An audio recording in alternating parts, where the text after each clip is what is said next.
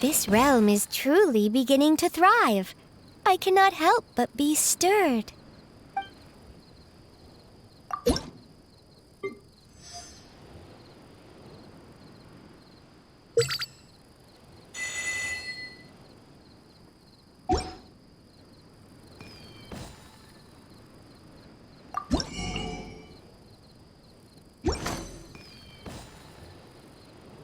If you ever have any questions about the realm within, you may ask me.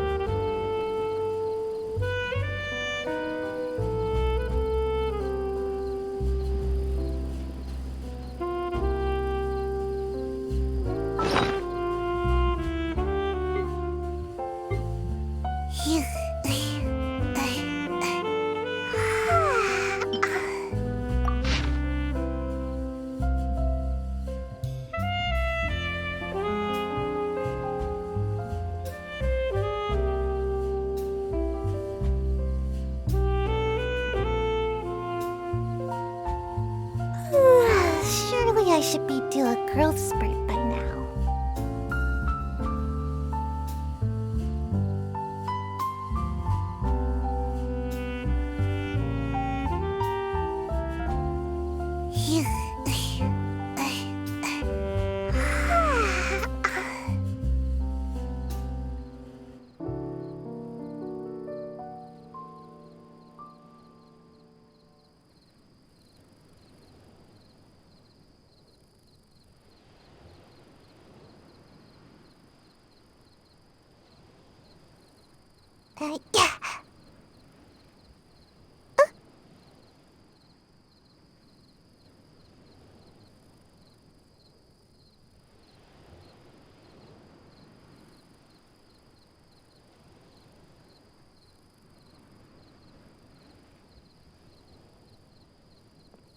Yeah.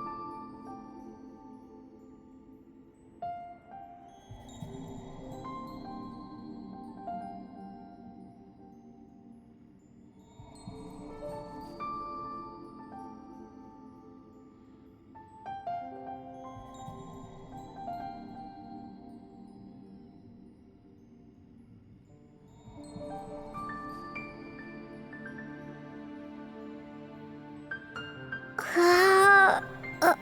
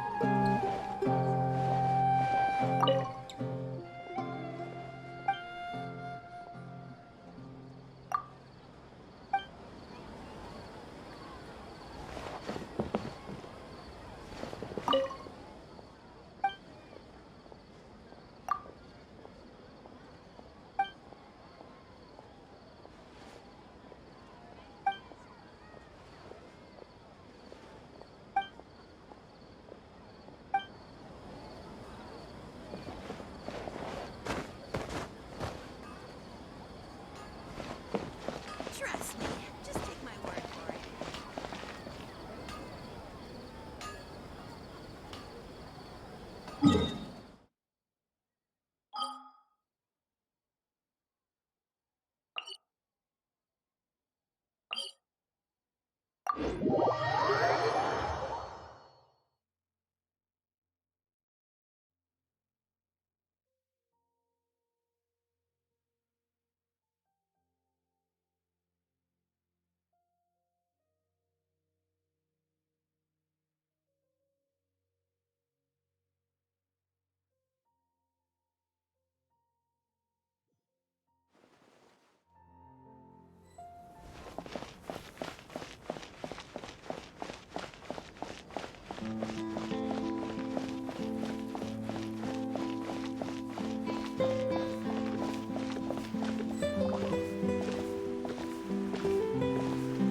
I wonder where humans come from.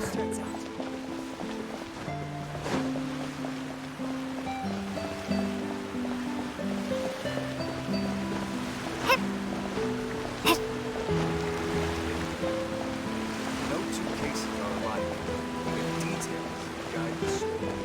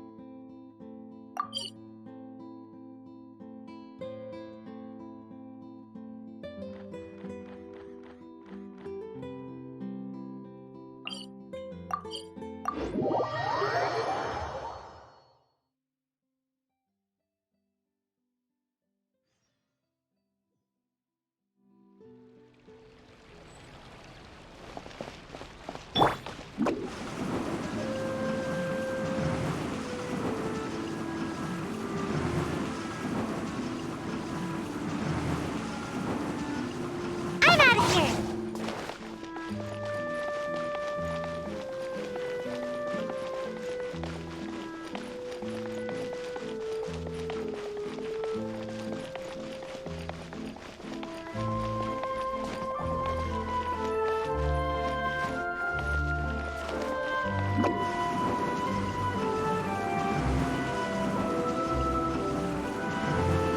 Isn't that Charlotte? I see. So you believe that this warning letter was sent by the Phantom Weasel? Absolutely. I've said it before and I'll say it again. The Phantom Weasel never acts as you expect. He must have faked his own death 10 years ago using a body double. Now that he's back, I'm sure the guards who worked on his case back in the day are in for a headache, but however this turns out in the end, the one thing it won't be is boring. Couldn't agree more. As a journalist, I'm gonna get a lot of mileage out of this one. Thank you, sir, for your time. Now, whom should I interview next? Oh, huh? Hey! What a coincidence! Fancy meeting you here. Perfect timing. So, the Phantom Weasel's latest warning letter. What are your thoughts? Yeah, this is the first time we're hearing of this one. Could you clue us in? Huh? Oh, sorry. Yes, this case is from a decade ago. I guess you wouldn't know about it. Well, not to worry. You're in good hands because I'm a professional. The story goes like this. 10 or so years ago, a phantom thief became active in the court of Fontaine. Known only as the Weasel, nobody knew his true identity, and the authorities never managed to catch him. Wow, cool! He sounds like one of those mysterious night burglars that you read about in novels. Precisely. Well, except the part where they actually have a good reputation. Our Weasel targeted whatever people held dear, and no one was safe from his predations. He would just as soon steal a necklace from a rich merchant's safe as he would a toy doll given to a commoner child for their birthday. I know. The phantom thieves you read about in novels rob the rich to pay the poor, but this guy did not discriminate. Unsurprisingly, this didn't work wonders for his public reputation. Every man and his dog wanted to see him behind bars. Yeesh. So, did they catch him? Not exactly. There's a good chance that the Weasel would still be at large to this day if it hadn't been for an accident 10 years ago. A magician named Caesar fell to his death in a botched high-altitude escape performance. When the police went through his personal effects, they found a hoard of stolen loot and gadgets used for criminal activities. And that was how the Phantom Weasel's identity was revealed to all. Sure enough, thefts in Fontaine went down after Caesar's death. But today, 10 years on, the notorious thief has once again issued one of his warning letters and pasted it on the gate of the Opera Epiclese for all to see. I had to squeeze through the crowd this morning to get a photo as soon as I heard. Here, it's this one.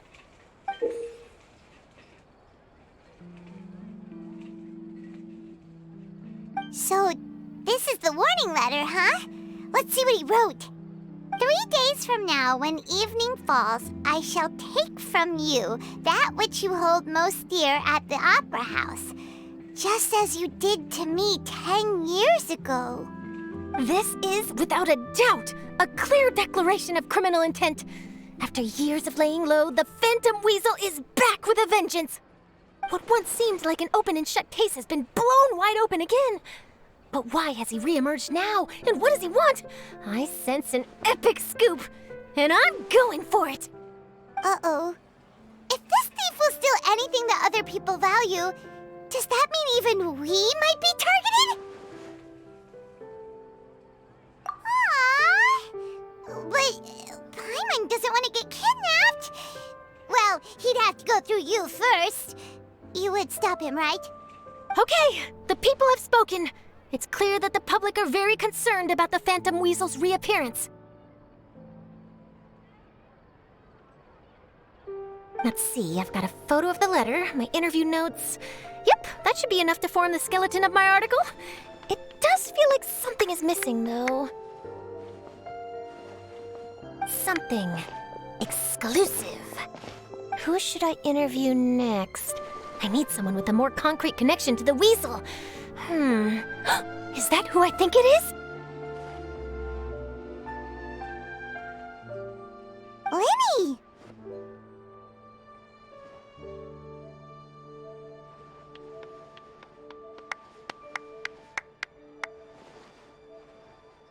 Magic, magician, Caesar! The Phantom Weasel! That's it! Let's go interview Lyney! You see, the original Phantom Thief Caesar was a magician too! And what do Phantom Thieves and magicians have in common? They both have an air of mystery about them. Perhaps there's a connection there. Are you serious? What sort of a deduction is that? Oh, relax! My journalistic instinct tells me that an exclusive news story is beckoning. Let's go! No time for delay!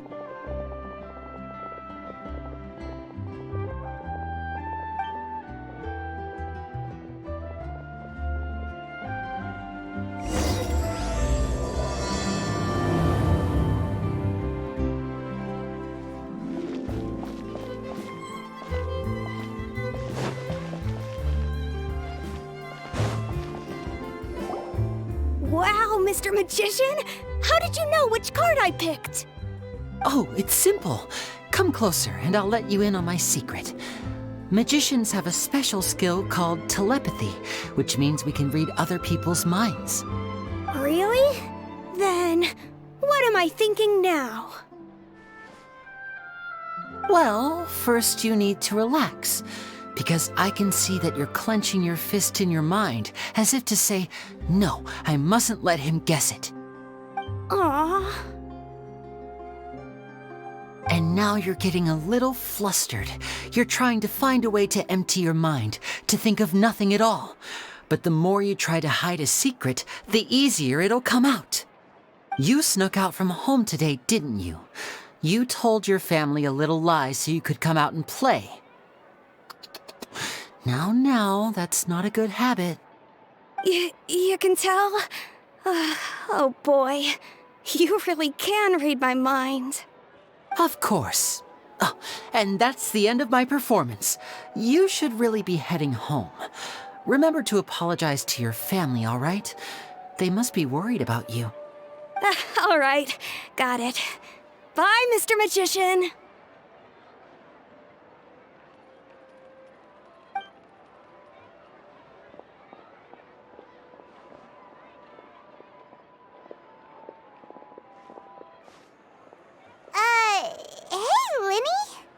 Why, hello. We meet again. Are you looking for me? What's the situation? Well, why don't you guess, Mr. Telepathic? Oh, please. You didn't believe that spiel, did you? The power of telepathy is quite beyond me. I'm sure that child would beg to differ. Seemed like you were right on the money. That was nothing more than a little trickery. I made an educated guess based on his micro-expressions. That, plus the fact that he was the only kid here without his parents, and he looked as guilty as sin. He made it easy for me. You guys, on the other hand... Let me guess. Don't tell me you're here for the Phantom Weasel, are you? Wow! Got it in one! Is this more of your trickery at work? Wait, really?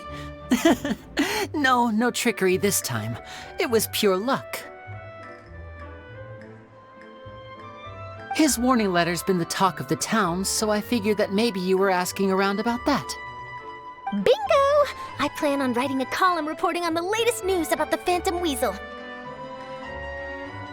So, Lyney, what are your thoughts on this infamous thief's reappearance? To be honest, it makes me angry. Angry? Why? You read his letter, right? The Phantom Weasel claims he's planning something in 3 nights' time at the Opera House. That's the night I'll be performing there.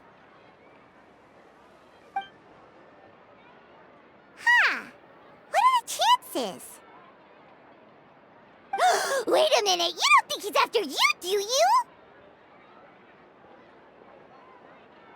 Well, if he is, then his warning is clearly a direct challenge to me personally.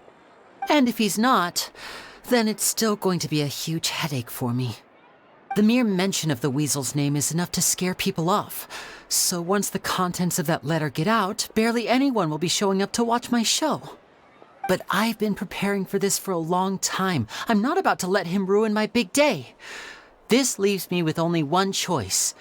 I have to expose the Phantom Weasel's identity before the show begins. Really?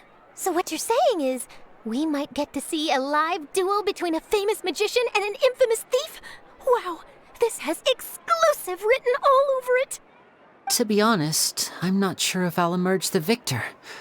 The Phantom Weasel is a notorious crook, infamous for his inscrutable methods. You're being far too modest, Lyney. I think your magic tricks are even more inscrutable than those of a thief. Thanks for the compliment, though I have to say I don't care much for the comparison. A lot of people liken magicians to thieves because we both have the ability to make things disappear without the person noticing. But there's an important difference that these people overlook. Allow me to demonstrate with a quick magic trick. Here, I have a flower, just an ordinary flower that was picked not long ago. Watch it carefully now. 3, 2, 1. It's gone!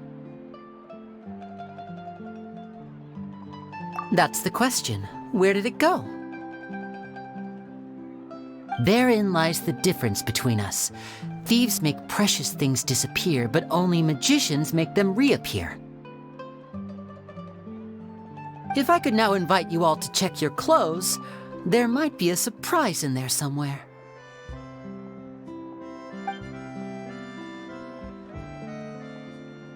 A surprise? Let me see!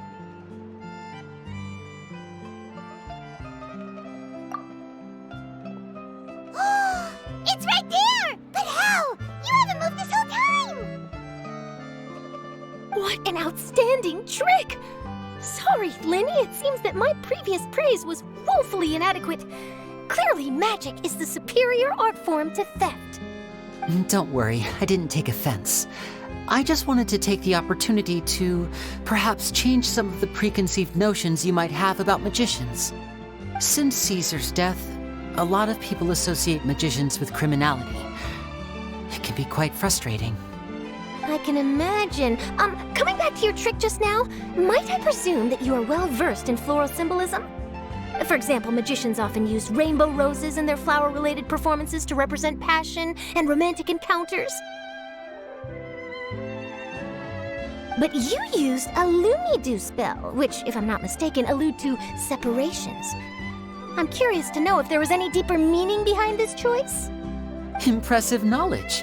It's no wonder you're such a successful journalist. But I'm afraid I don't know the first thing about floral symbolism. I'm just in the habit of using Lumidouce Bells in my magic. It sounds like something I should look into, though. I'll buy myself a copy of Fontaine's Floral Language Facts when I have some time, but it'll have to wait until this phantom weasel business is behind us. Well noted. In that case, this brings us to the end of our interview. I, for one, am looking forward to the final showdown between you and the thief. Please feel free to get in touch to update me on any further developments. Otherwise, I will of course see you at your show in 3 days' time, but let's hope the phantom weasel is caught by then. If there's nothing else, I'll be off. You've given me lots to work with here, and I've got no time to lose if I want to write that exclusive piece. I'll see you all later.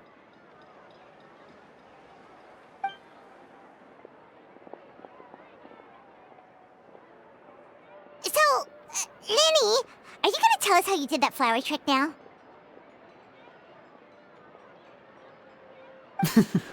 I'm afraid that's my little secret. Aww. Well, magicians are entitled to their secrets. But Paimon's really itching to know how it's done. You feel it too, right? So itchy! Not so itchy then, huh? Well, since you're so concerned, how would you like to serve as my temporary magician's assistants and help me investigate? Magician's assistants? Oh, that sounds fun! Assistants are technically magicians too! Also, it'll bring us one step closer to figuring out how that darn trick is done! Shall we go for it? Excellent. Thank you for putting your trust in moi. The first thing we need to look into is who Caesar really was. If he truly was the Phantom Weasel, that means that the weasel is dead, and whoever wrote this warning letter is just a copycat criminal. But if he wasn't the weasel? Well, that'll make things more interesting. It would mean that the weasel lives, and he's been laying low all this time in some corner of Fontaine. And if we're investigating Caesar, his fiancée Gemma is a good place to start. Word is that she visits the cemetery often, so I asked Lynette to wait for her there. We should make a move. Let's go and rendezvous with Lynette.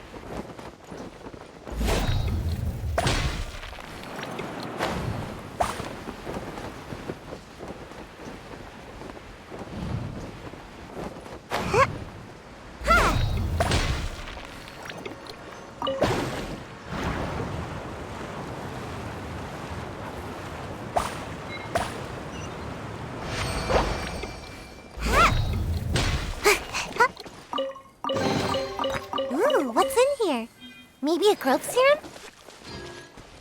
Huh. Huh.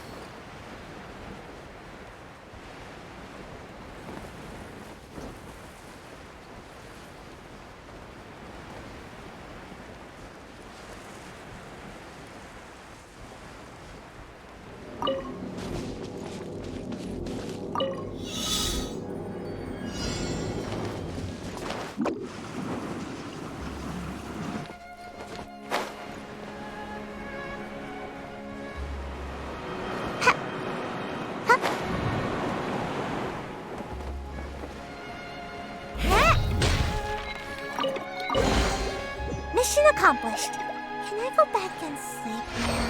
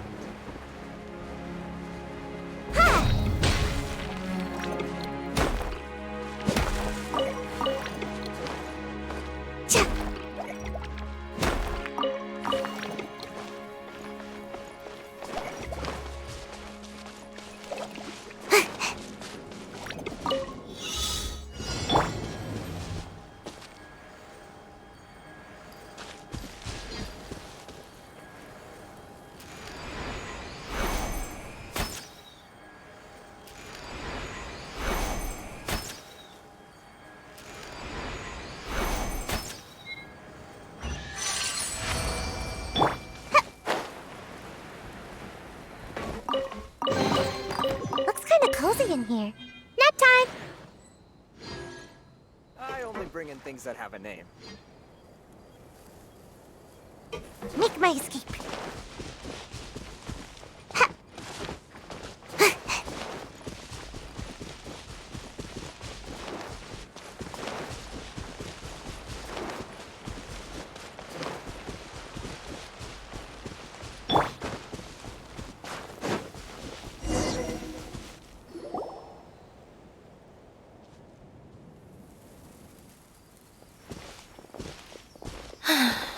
You took your time. Sorry, I bumped into the Traveler and Charlotte en route, and we ended up chatting for a while. It's been a while, Lynette. We're working as Lyney's temporary assistants in the investigation of the Phantom Weasel. Thank you. It's good to have you helping. So, what's the situation? Have you seen Gemma? Nope. I've been here a while, and she still hasn't shown up. How bizarre. Maybe it was bad intel. Well, we won't get anywhere by standing around waiting. Traveler, Paimon, let's go ask around.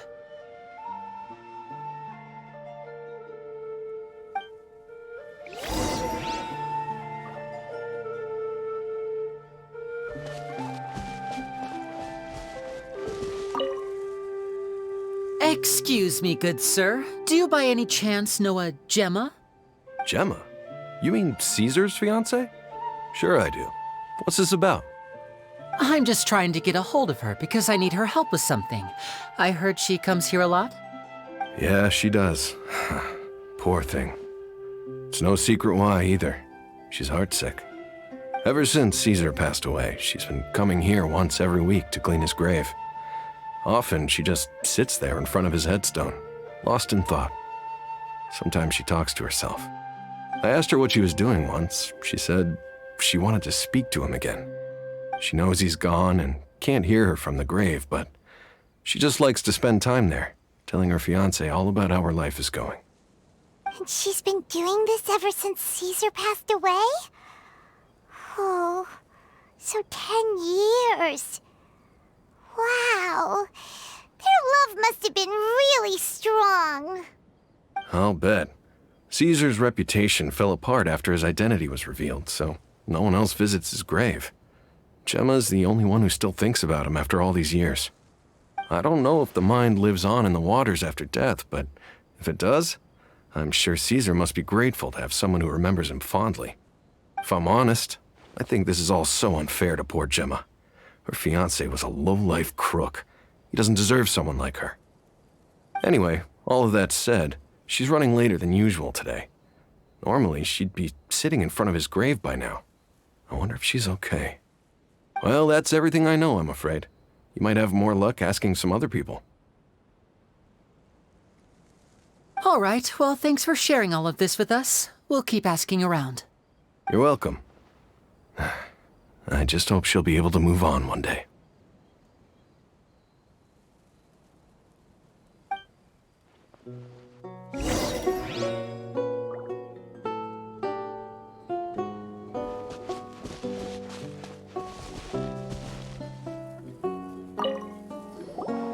Did you hear the news? They're saying the Phantom Weasel's back. You're kidding. Wait, isn't he dead?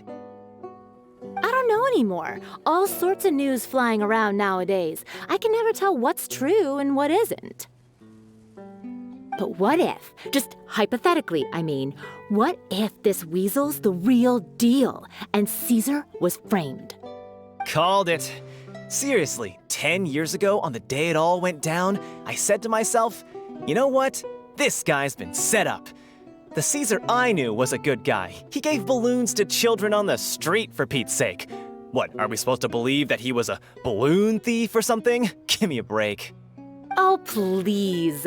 Weren't you the one cursing his name to high heaven when the police announced the news? You were all, oh, that gosh darn lousy son of a, you think you know a guy, or words to that effect.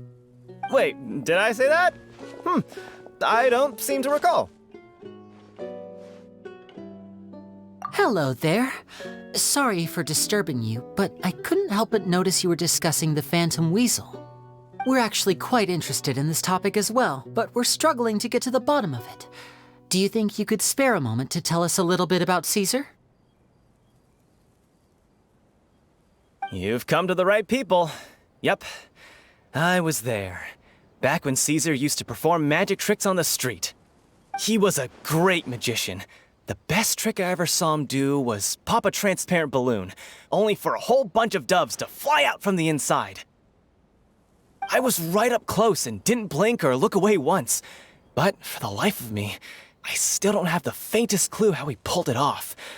Really incredible stuff. I saw him perform too. He always used to bring some gifts along for the kids who came to watch his show, and he'd hand them out after he was done. Sometimes he even got the kids to write their wishes down, and then he'd make the items on the wish list appear in his next show.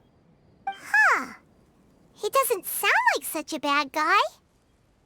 But after he died, there were also rumors that he used the wish list to find out what was precious to people, with the intent to steal it later. As I'm sure you know, the Phantom Weasel would steal just about anything from anyone. Whatever the case, now that the weasel is back, Caesar's become a hot topic once more. I bet Gemma must be pleased. If Caesar's name gets cleared, maybe it'll finally give her some solace after all this time. No, speak of the devil. That's her over there. If you've got any more questions about Caesar, she's definitely the one to ask.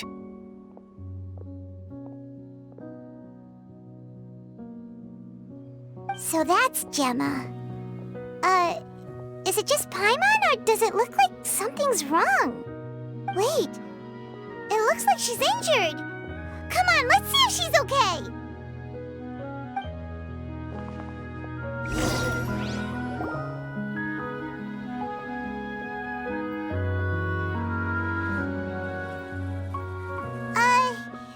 Hi there. You're Gemma, right?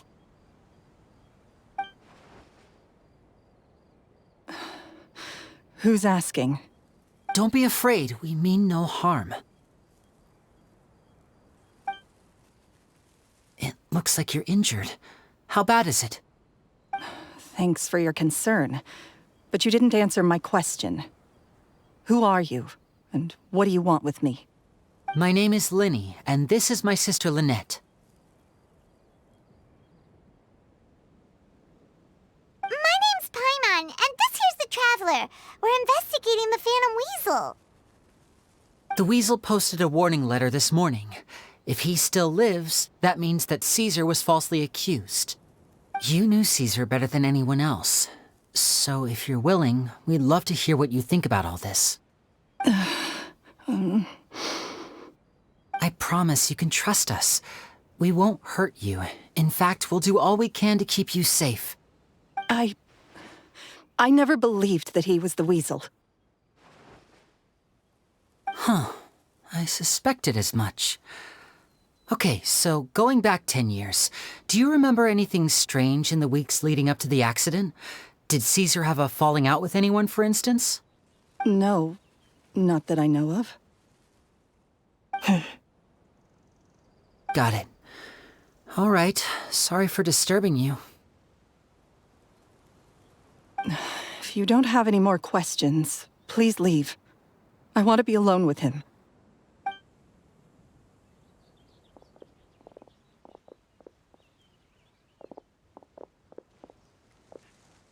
Judging by the look on her face, there's definitely something fishy about her.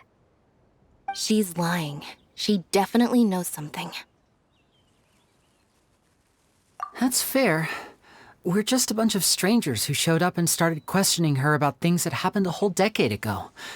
It makes sense that she'd be wary around us. In any case, I doubt we'll get any further here, so let's call it a day. Meet me outside Hotel de Boer tomorrow, and then we'll start the next step of our plan.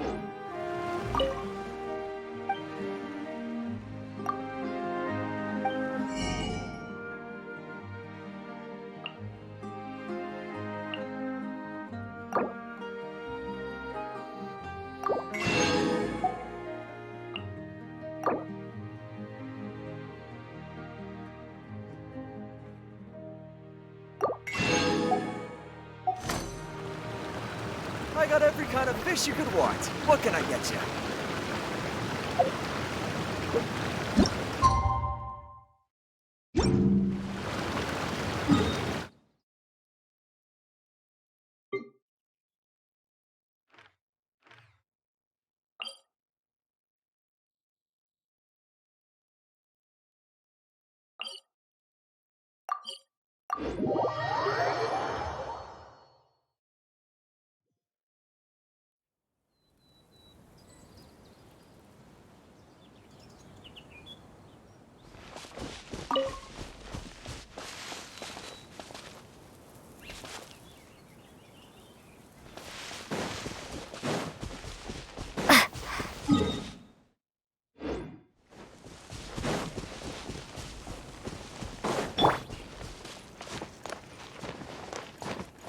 Make my escape. Huh? Huh.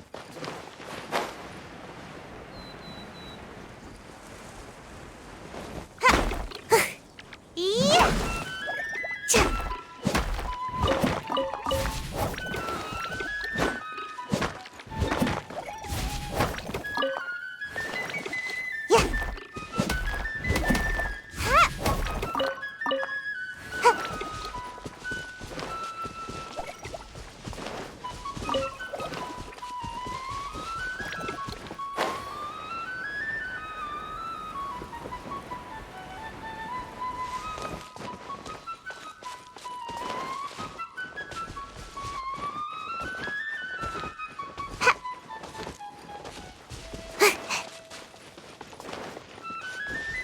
make my escape. Huh.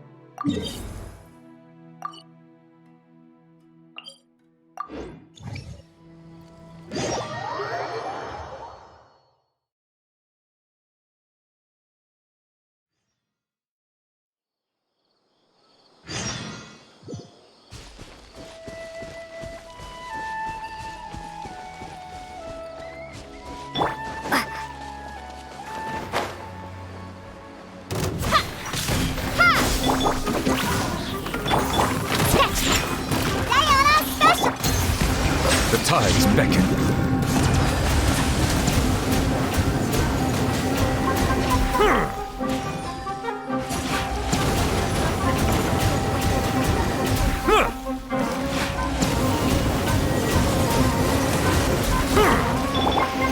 Propagate!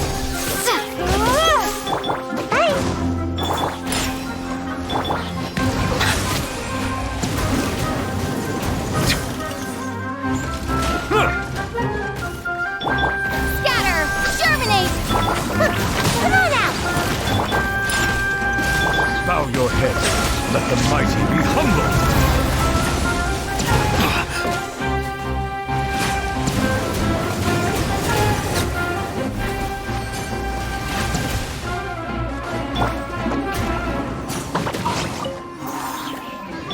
Yeah! Let's go, let's go! Huh? Ha! Duh! Yeah!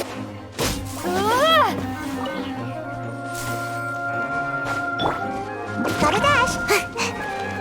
Pew pew! Scatter! Silence!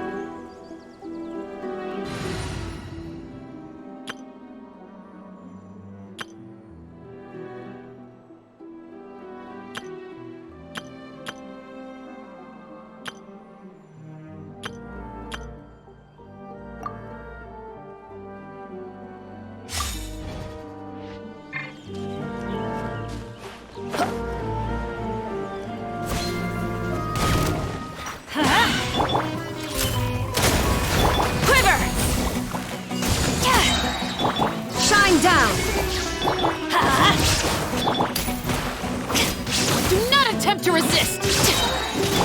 I'm going in! Hands where I can see them! Final warning! Flash! Storm the front! Torn to oblivion! Huh!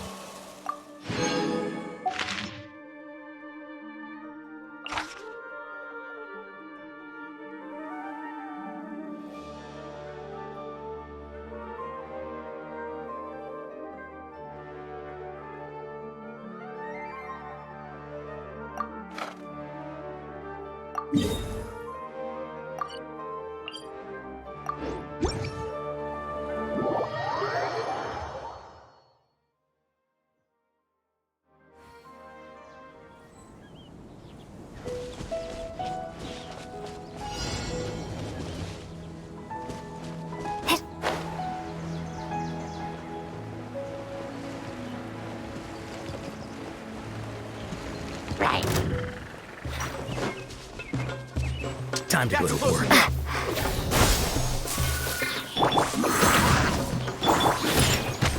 Look at you, Boozound! Settle down.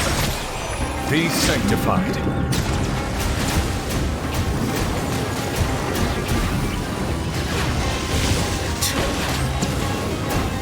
Now you're testing my patience. Sever.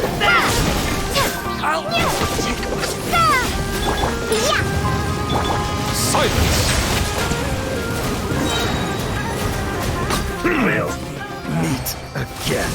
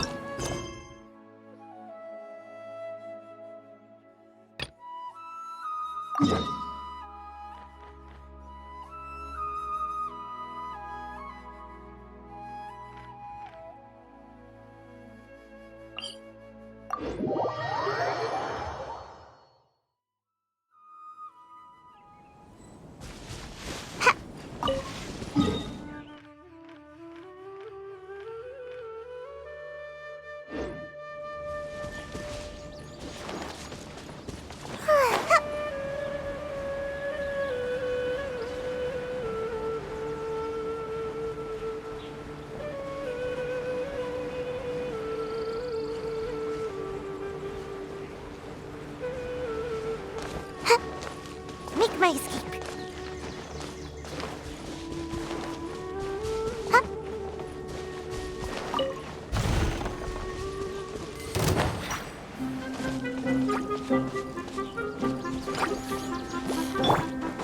Propagate!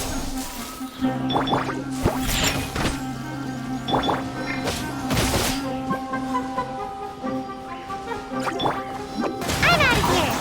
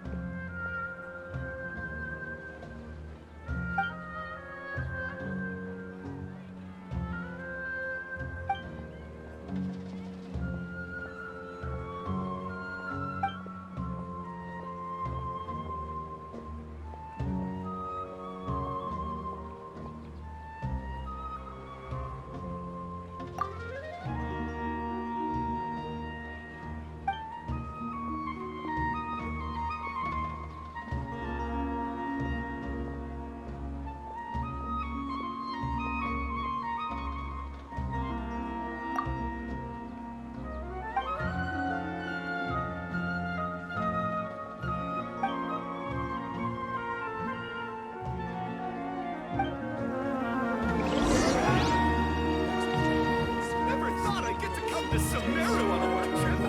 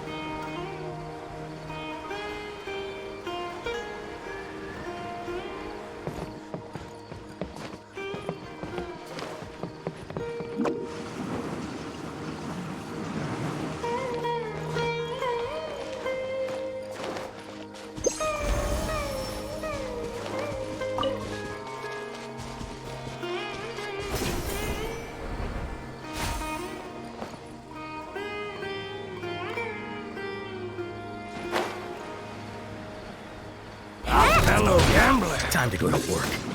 Can't catch me! Try to keep up. Terminate! Silence!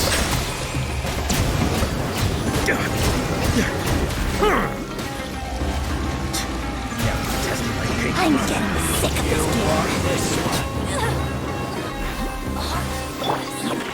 And away I go!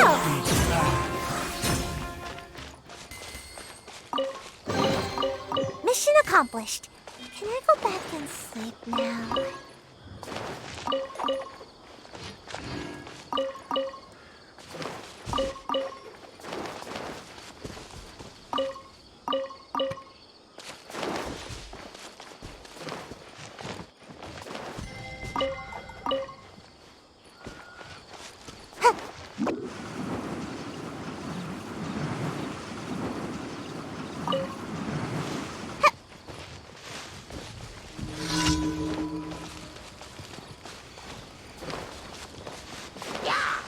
Make my escape.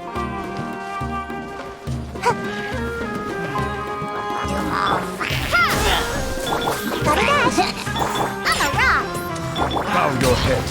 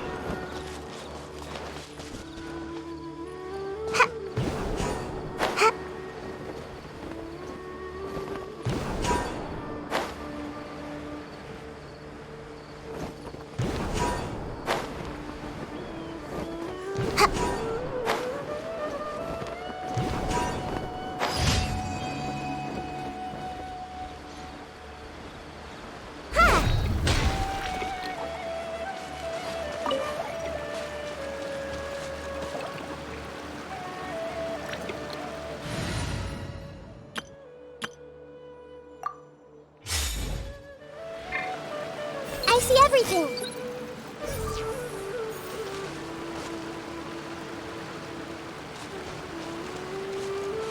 Hey!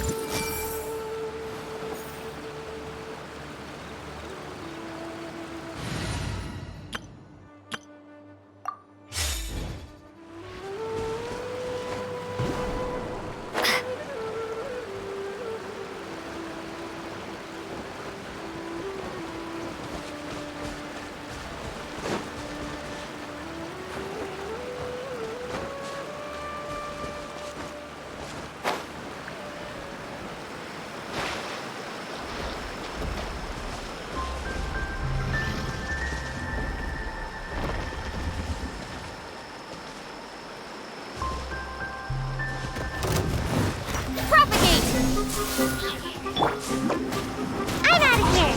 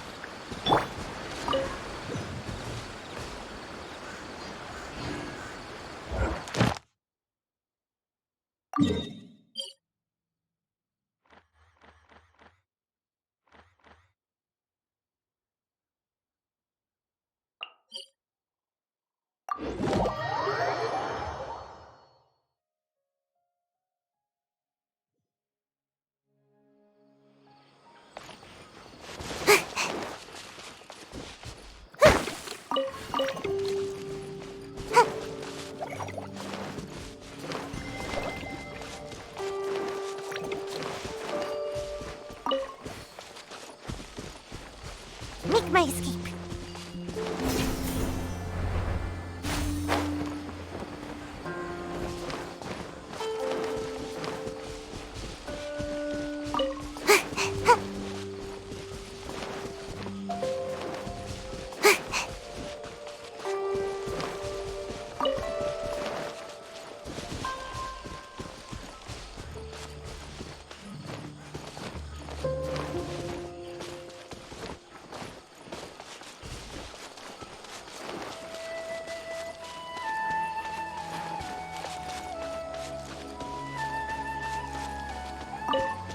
Make my escape.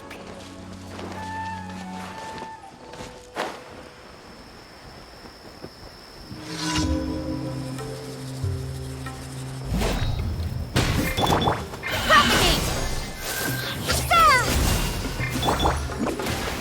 I'm out of here! Silence! Look at you, Foozale!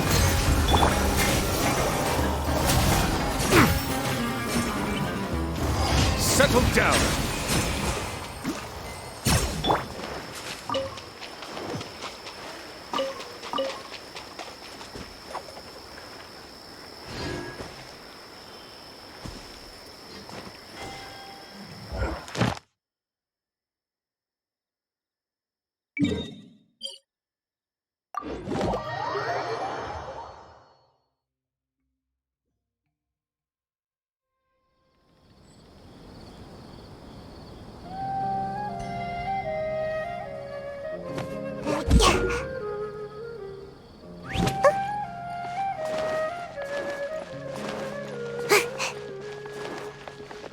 Ad Astra Abyssa. Thank you for completing today.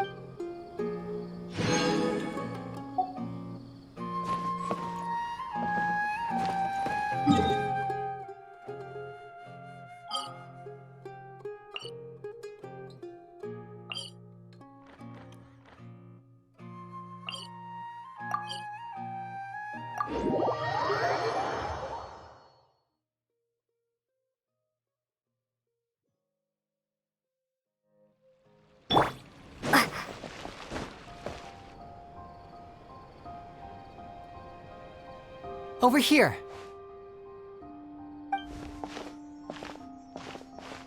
Lynette's not joining us today? I've had her follow Gemma and see if we can make any inroads with her. They should be at a cafe right now. Still, I don't think that Gemma's likely to open up to us. So, we need a contingency plan. Today, we'll be looking into a guy named Lorenzo, Caesar's former pupil and assistant. When Caesar passed away, all the stolen goods discovered in his home were confiscated and returned to their rightful owners. But Lorenzo was the only one privy to all his magic secrets, and he inherited his craft. Before long, Lorenzo was the next big magician in town, his fame surpassing even that of his master, and it made him very wealthy. He's since left the magic scene, though, and these days, he's a wealthy businessman with his fingers in a lot of different pies. I had to pull a lot of strings, but I managed to get him to agree to a couple of drinks with me. Be warned, though, I hear he's got a hair-triggered temper. We'd best be careful.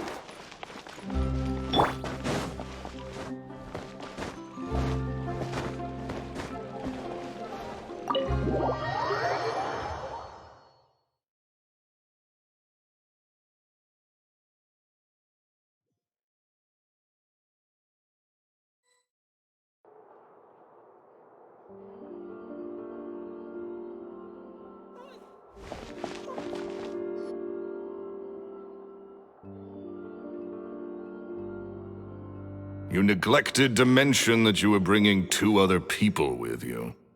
My apologies. These 2 are my assistants. When they heard that I was meeting with the former magic maestro himself, they begged and pleaded with me to bring them along. And if it's no trouble, a couple of autographs would really make their day. Oh, forget the pleasantries, just sit.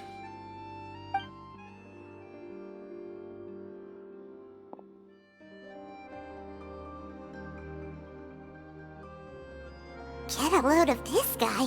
Forget the pleasantries, he says, but he looks pretty happy about Lyney stroking his ego. I only agreed to meet since we're both magicians. Do me a favor and cut to the chase. I have more important things to do than drinking. Much obliged, sir. As it happens, the matter I want to address is also related to magic. Yesterday morning, a warning letter from the Phantom Weasel appeared on the entrance to the Opera House. He claims to be planning something for the same evening that I'm scheduled to do a magic show there. As such, I believe that I may well be his target. I have to get to the bottom of this to ensure that my show can go ahead as planned. Naturally, any investigation into the Weasel starts with a few questions about Caesar, who... What is there to investigate?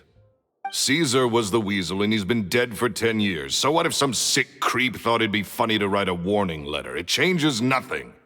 Are you trying to tell me you actually bought it? Please, sir, no need to get so worked up. I do concede that a copycat is but one possibility. Possibility? It's a fact, Lyney. Look, my patience is limited, so listen carefully while I'm still willing to put up with you. The Weasel is dead. Period.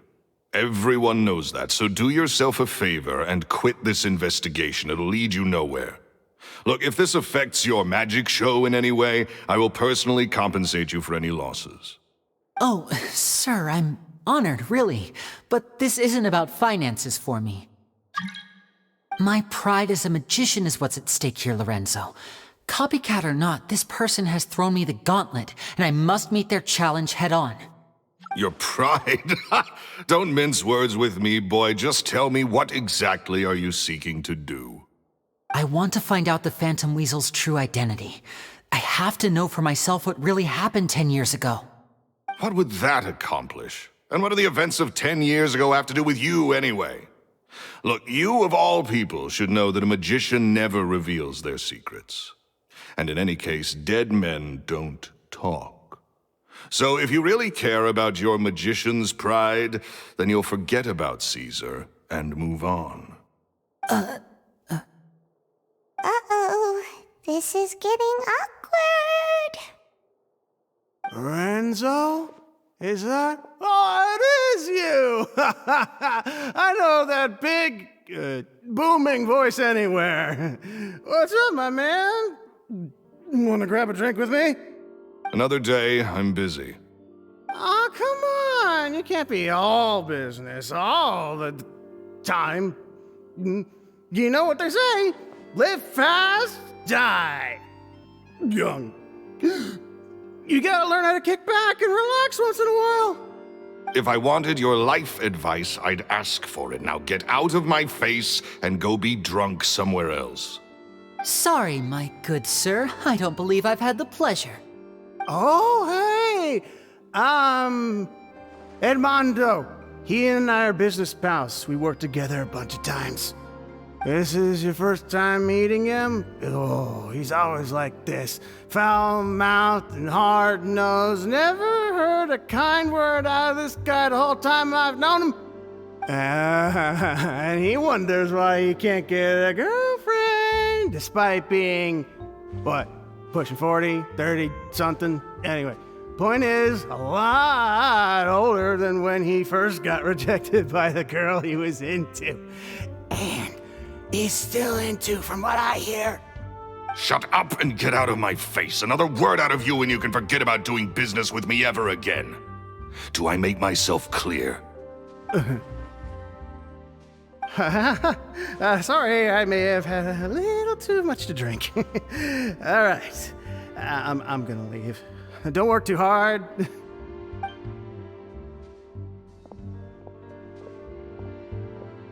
I think it's high time I made a move as well. If you really want to investigate this, Lyney, be my guest.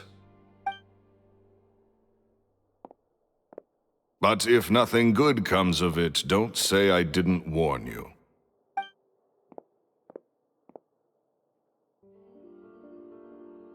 Well, that fell to pieces in a rather spectacular fashion. Any thoughts? Totally. And what was all that about compensating you for your losses? Why would someone you just met make an offer like that? He's gotta be hiding something. And not like Gemma. She was a little suspicious, but this guy's definitely covering something up. I think so too. We need to look into Lorenzo more closely. That guy Edmondo seems to know a thing or two about him. He only just left. Let's see if we can catch up with him.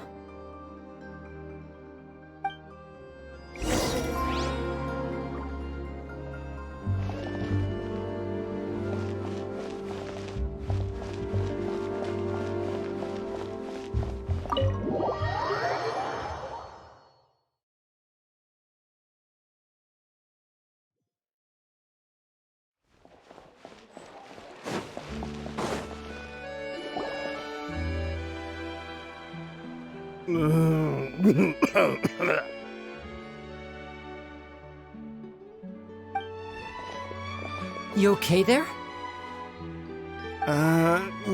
Who are you? Oh, it's you guys. Don't worry about me. I must have had one too many. I just need to ride it out. I said way too much back there, didn't I? Yeah, I nearly talked myself into complete financial ruin. Note to self, no more drunken chats when Lorenzo's around. So, he was serious about threatening to cut you off? Ugh, Paimon knew he was a bad egg.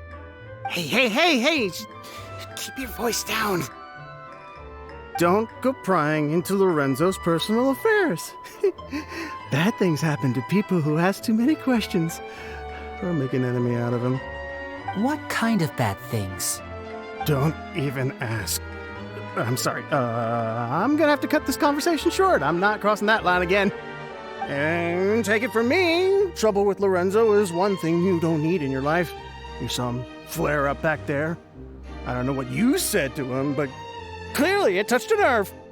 That's not a good sign. You're too young for this. Don't get in over your head. I'm leaving.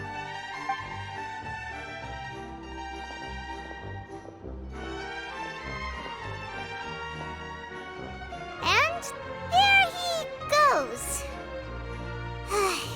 What do we do now, Lyney? Shh. I think we're being watched. Someone was listening in to our whole conversation. Don't say anything and don't look back. Any altercation in the city will attract the guards. We'd better take this elsewhere.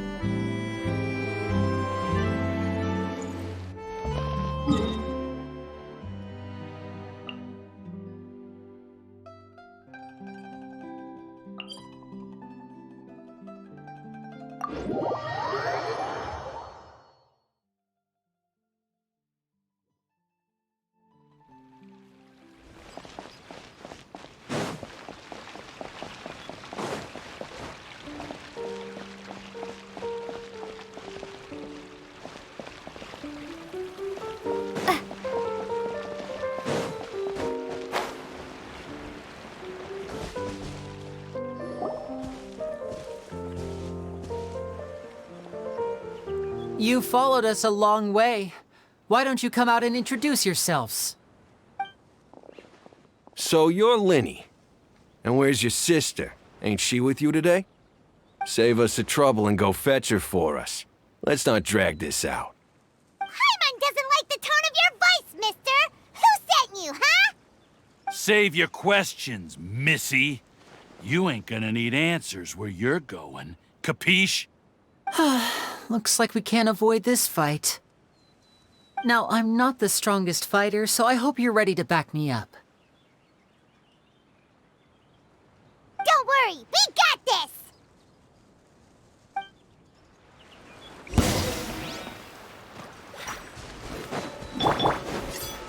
Ha! Can't catch me! Think you can bully me? Now disappear! I'm out of here! Shia! Here comes the finale! Curses. Tougher than we thought. Vision wielders are always trouble.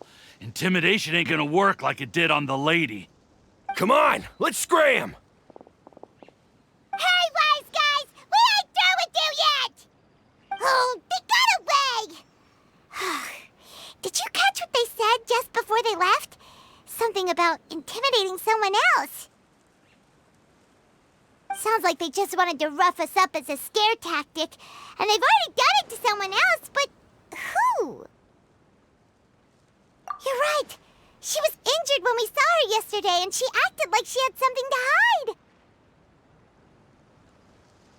Maybe she was too scared to tell us the truth because those guys had threatened her. Well, if that's the case, she should be more willing to open up to us once she learns that those thugs won't be bothering her anymore. Let's head back to the cafe and see if we can get any information from her.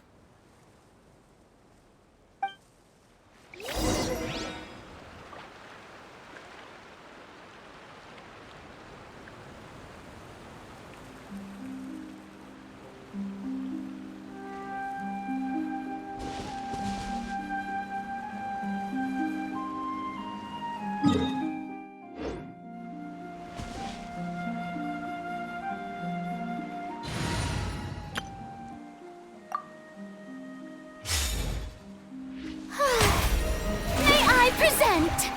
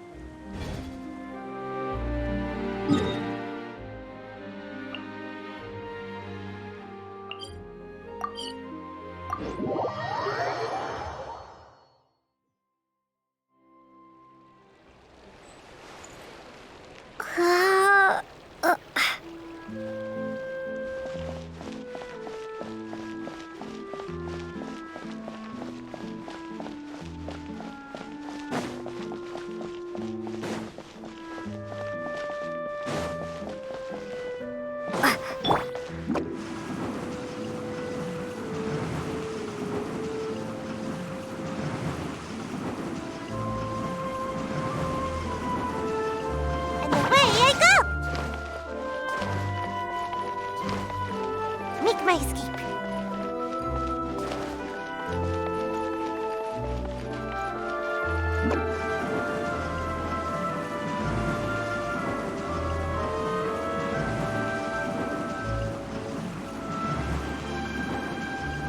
Can't catch me.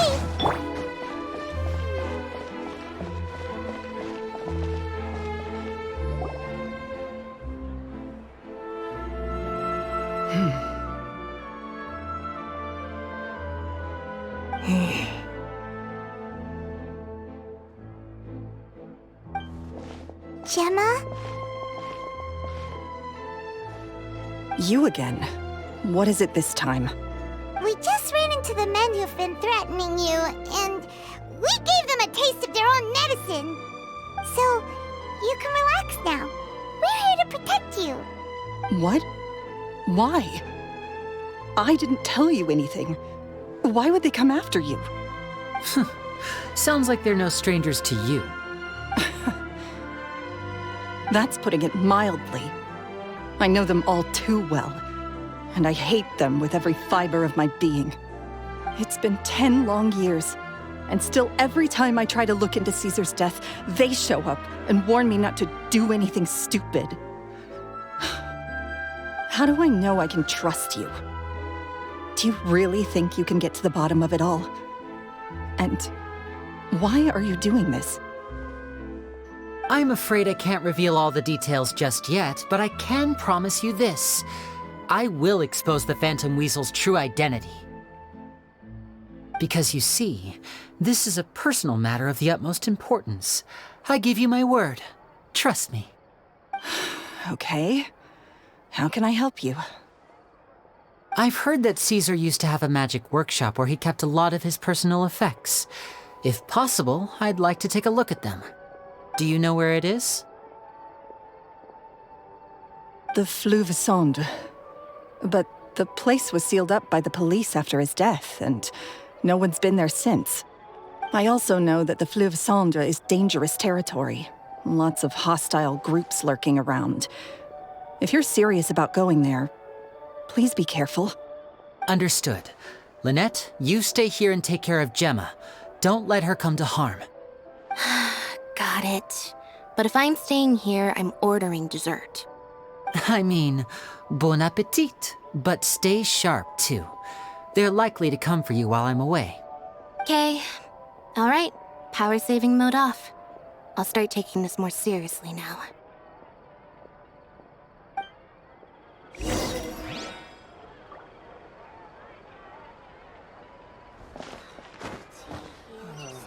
Looks like no more free coffee for me.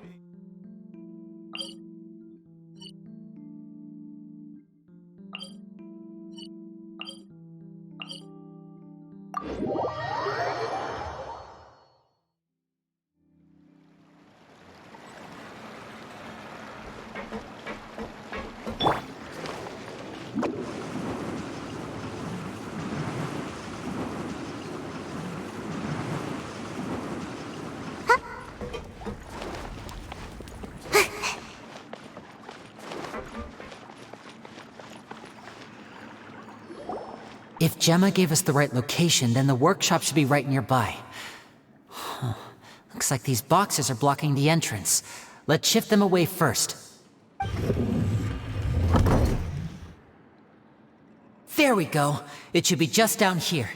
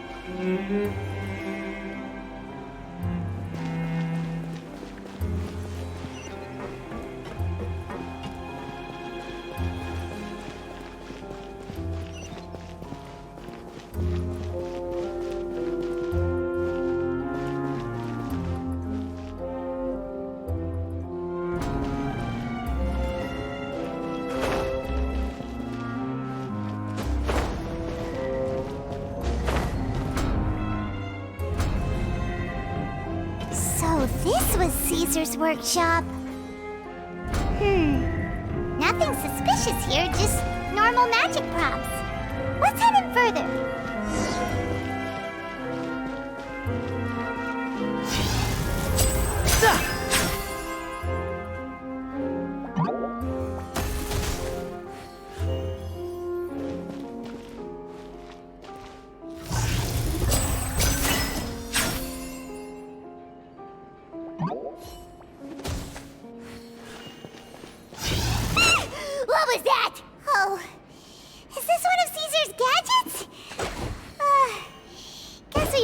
triggered some sort of device.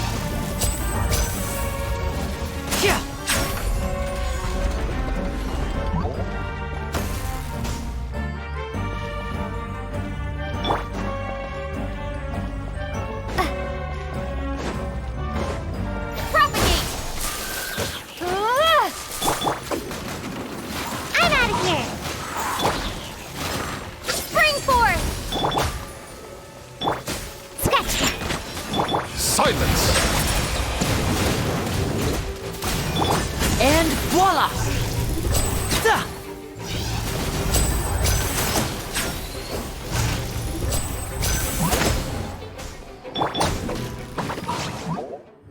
Whoa. Look! The doll in the box is glowing!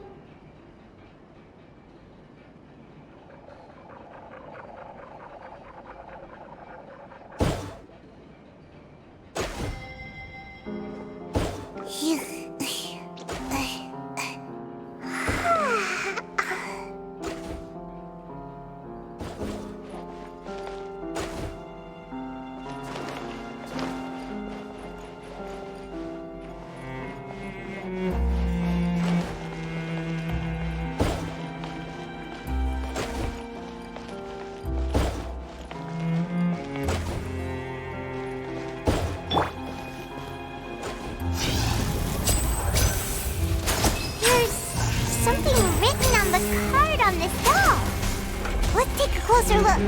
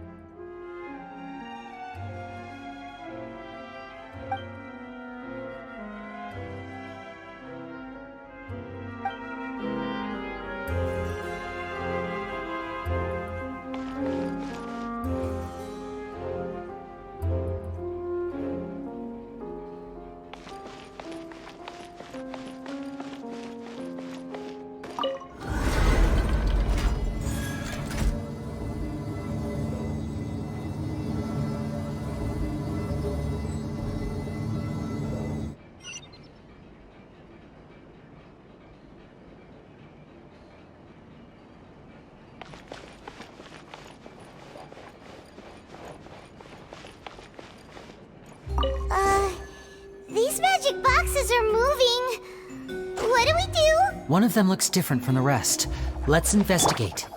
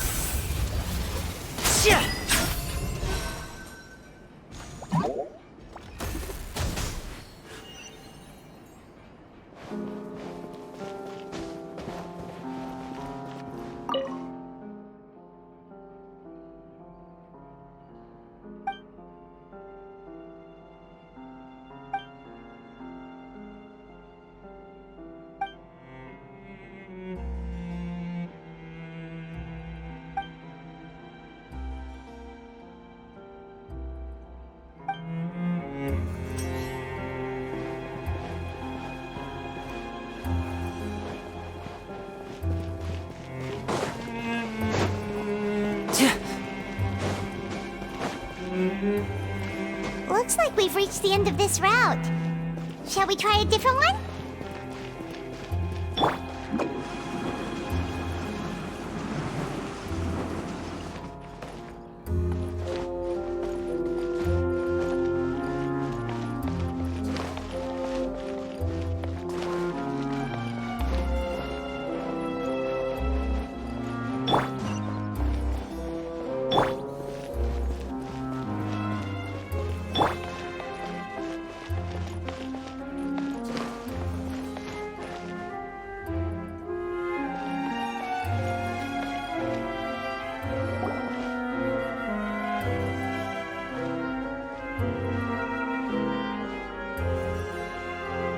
That's weird. Have we reached the end already? There's nothing here. Maybe this was a wasted trip. This place seems a little too ordinary for a magician's workshop. There's a distinct lack of mystery. We've triggered quite a few devices on the way here. I'm starting to wonder whether Caesar built this whole place as one big, elaborate magic contraption. If so, then there must be more to this place than meets the eye. Maybe a hidden room somewhere. Aha! If I just move this book, then hopefully... and... presto! A secret passageway! How did you know? I'm a magician too, and apparently great minds really do think alike. Looks pretty big inside. Let's head in and take a look around.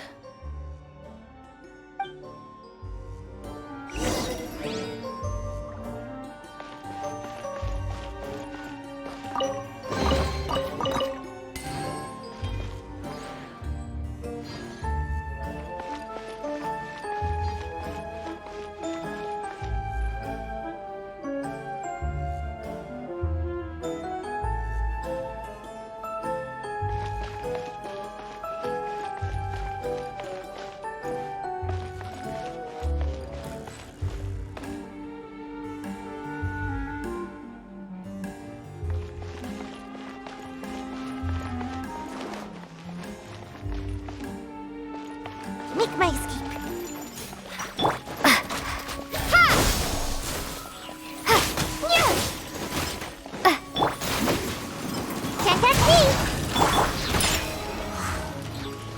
Settle down. Step right up. Let's get this show on the road.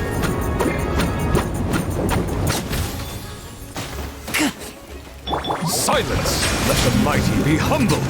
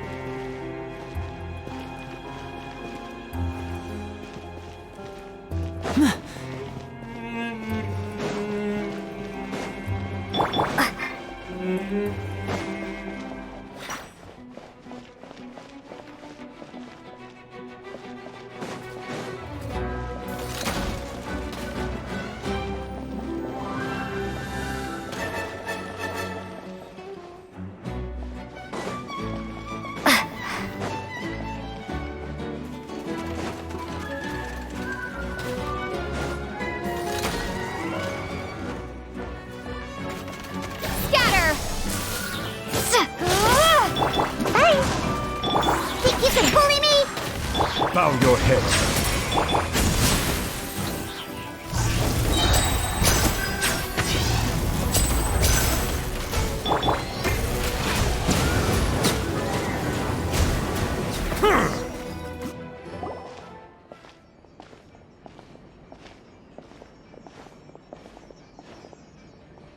Why have you stopped, Lyney?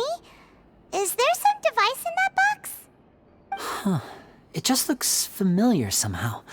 Let me check this out for a second while you guys go on ahead. If anyone makes a major discovery, let's rendezvous here. All right, see you in a bit!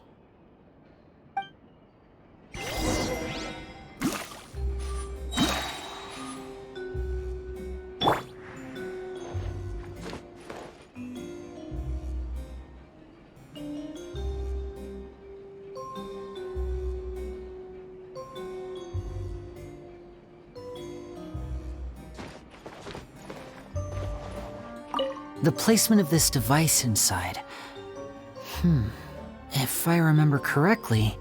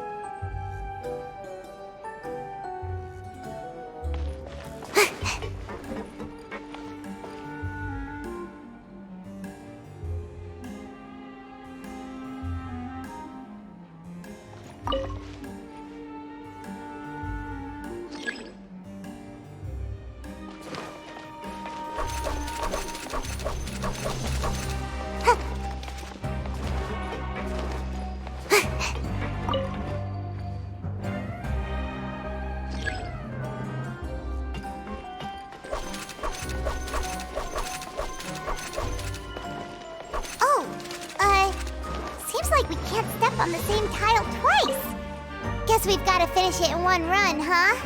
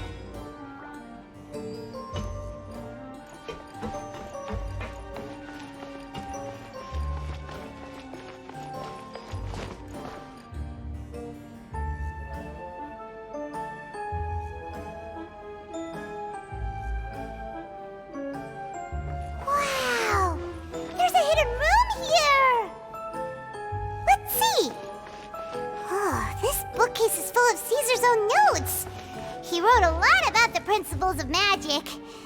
Whew. Much too advanced for Paimon. Hey, look! Is that Caesar's diary on the table?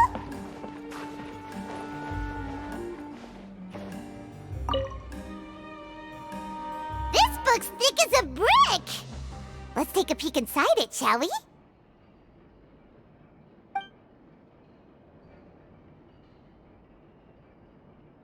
At one of my shows a few days ago, a child asked me how I pulled candy out of my hat. As a joke, I told the kid that the hat has a built-in wish-granting machine. Next thing I know, today a whole bunch of kids were pestering me to pull all sorts of things out of the hat. So I told them another white lie. The machine needs time to power up, but in the meantime, you can write your wishes down. Well, they took me up on that offer, enthusiastically. As I write this, I've only just got back from running around all over town, buying the things they wanted. Boy, are my legs sore. I wound up saving very little this month, but that's not a major issue. I now have a bigger problem. How am I going to hide all these things inside my hat?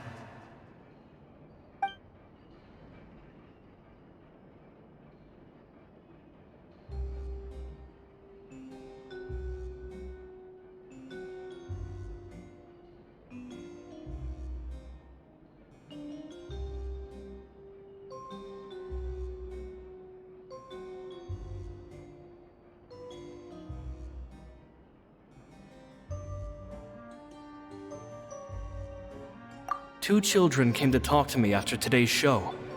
I don't know why they were out on their own. They looked much too young to be unsupervised. I do hope they got home safely. Anyway, they said that they wanted me to teach them how to do magic. It's not uncommon for children to ask this, of course, but I've never seen any of them as serious about it as these two. I told them that learning magic is very hard work, but that didn't faze them at all. It's like they already knew. They seemed so committed. I couldn't turn them down.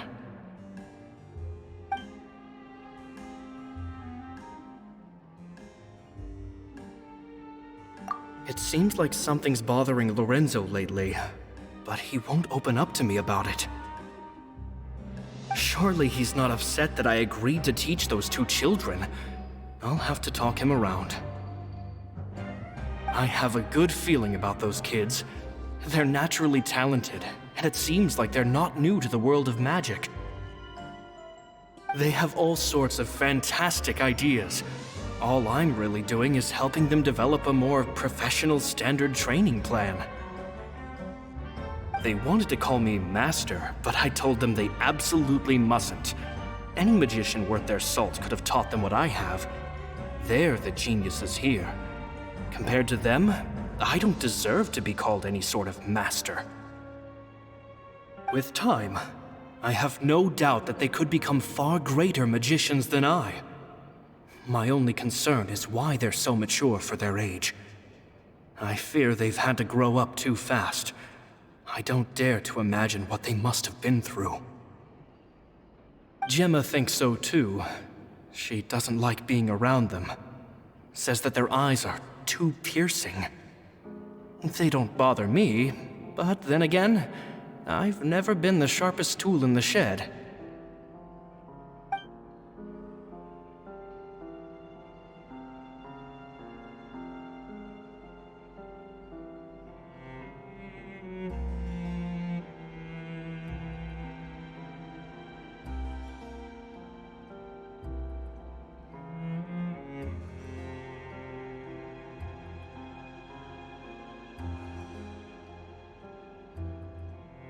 It's nearly time for me to go on tour. I asked the two kids if they'd like to come with me, but they shook their heads. I once overheard them talking about their father and their mission.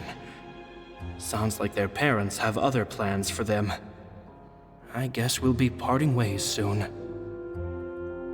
It's only been 10 days since I first met them, but I think that I've gotten a feel for their personalities now.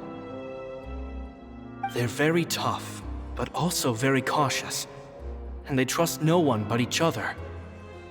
This, I fear, is not a good habit to have. They hide things from me too. For example, when I asked them where they live and why they wanted to learn magic, they lied. That's the thing about children. Whenever they're trying to cover something up, it always shows somehow. I can sense that their lives have been hard, possibly even dangerous too. They're not like other children. It's a shame that I can't do more to help them.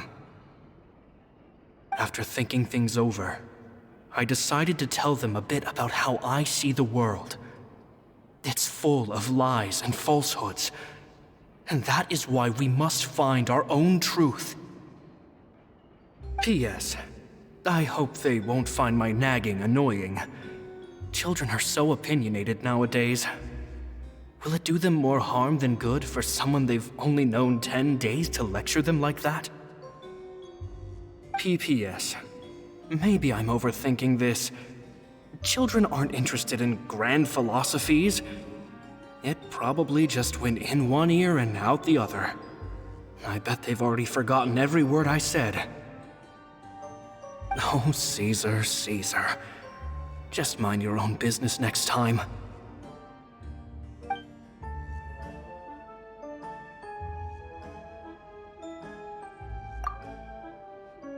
Two magic geniuses with a father and a mission, huh?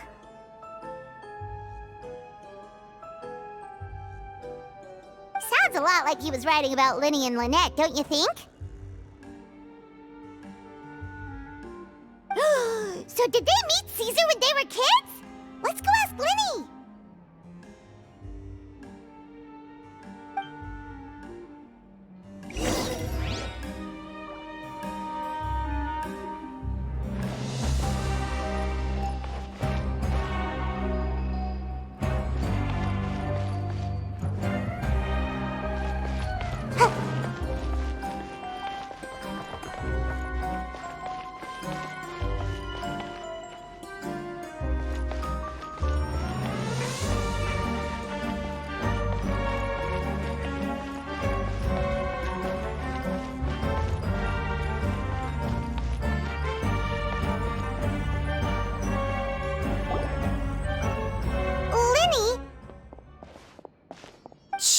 hold that thought.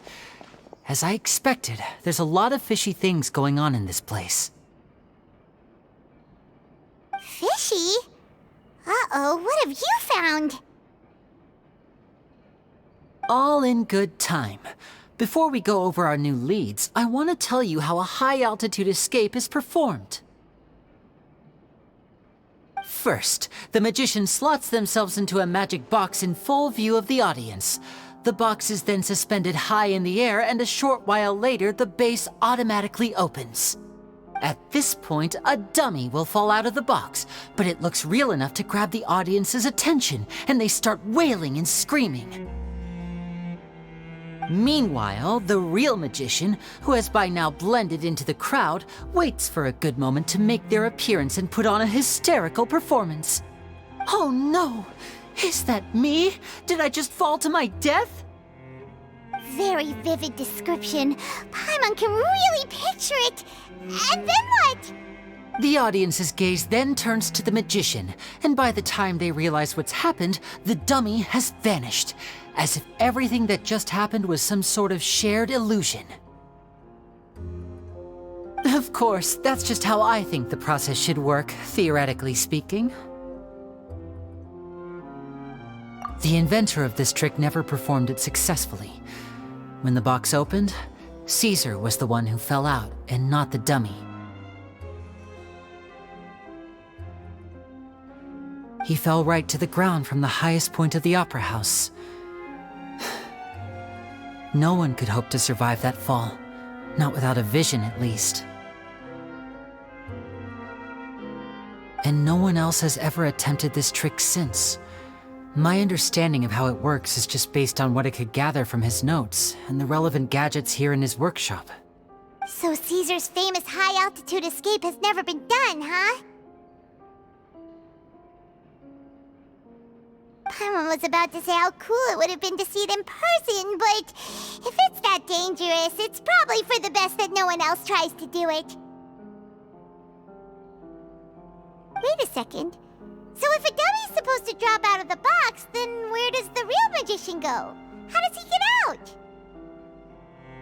Glad you asked. That brings us to the secret of said box. This box right here is the one that Caesar constructed himself to use in the performance, and it's not as simple as it looks. Inside, there's a device that only the magician himself would know about. Once the magician's inside and the box is lifted up into the air, the audience's view of the box is fixed at a certain angle. From where they're standing, they have a clear view of the front, sides, and bottom, but the back and the top are now no longer visible. At this point, the magician presses a button inside the box, opening a secret door out of view. He then escapes through this trap door onto the opera house roof, waits for the dummy to fall and distract the audience, and quietly returns to ground level. That's way simpler than Paimon imagined. Even Paimon could probably do it. Well, there's a little more to it than that, of course. The hardest part of this trick is controlling the audience's mood and reactions. That takes an exceptional degree of showmanship. There's the falling dummy, the miraculous reappearance, the pompous performing. Maybe the magician would even have themselves tied up before it begins to strengthen the impression that there's no escape. Many days and nights of careful research and painstaking practice would have gone into this, all culminating in a performance just a few minutes long, but one that still manages to transform the shock and grief of a tragic accident to the joy and laughter of a mesmerizing magic trick. Caesar was a highly accomplished magician, but unfortunately, even he didn't manage to pull it off. So, how did it go so wrong? You said you found some fishy stuff here. Have you figured out what really happened? I can make a pretty good guess. I looked into the case files. The magic box Caesar was using at the time of his death had the secret button I mentioned positioned on the right-hand side. And sure enough, he always used his right hand as his dominant hand in public. Okay. Nothing suspicious there. But here's the strange thing. Most of the devices in this workshop have the mechanism on the left-hand side, including this box right here. which leads me to believe that Caesar was in fact left-handed. Because a magician can't afford to have their most basic habits stand out too much, people naturally focus their attention on the most important details of the task or situation at hand. But a magician needs to be able to redirect an audience's attention at will so as to avoid arousing their suspicion. The essence of magic is getting people to believe a lie. If even the truth raises eyebrows, the falsehoods become all the more difficult to mask. And so, Caesar trained himself to use his right hand to align with his audience's expectations. Great magic always requires sacrifices. But in his most stressful and nerve-wracking moments, and when no one was watching, reflex would kick in and he'd use his left hand. That's why he set his gadgets with the mechanism on his left.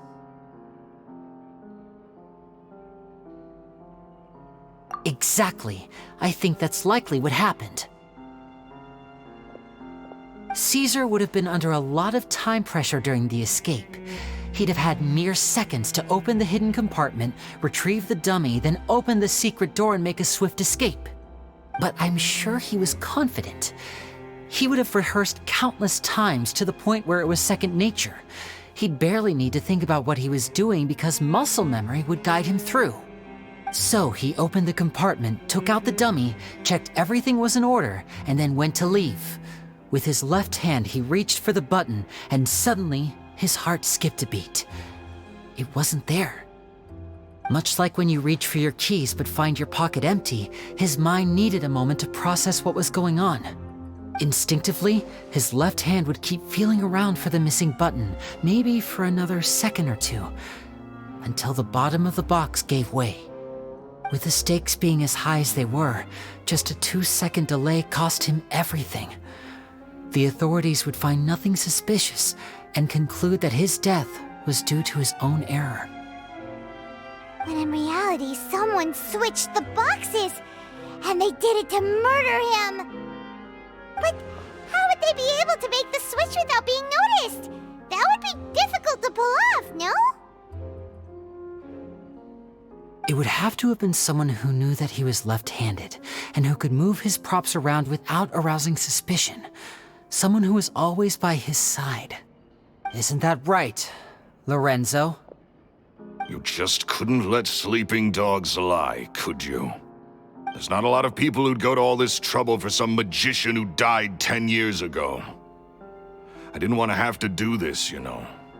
Silencing you the hard way just creates more problems for me to deal with. But I gave you your chance.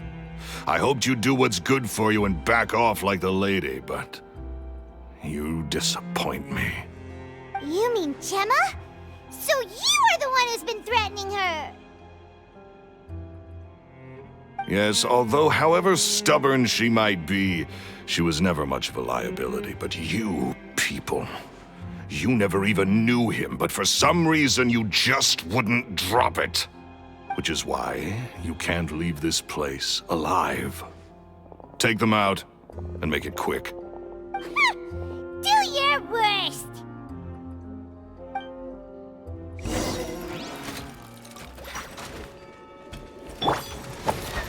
Propagate! Germinate! And away I go! I'm a rock! Diana Special! And voila! The tides beckon.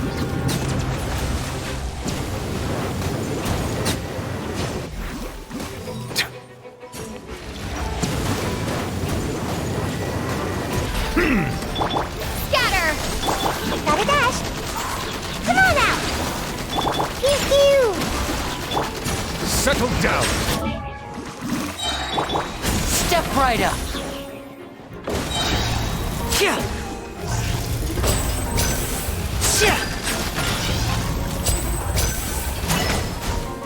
Bow your head. A round of applause. Now disappear.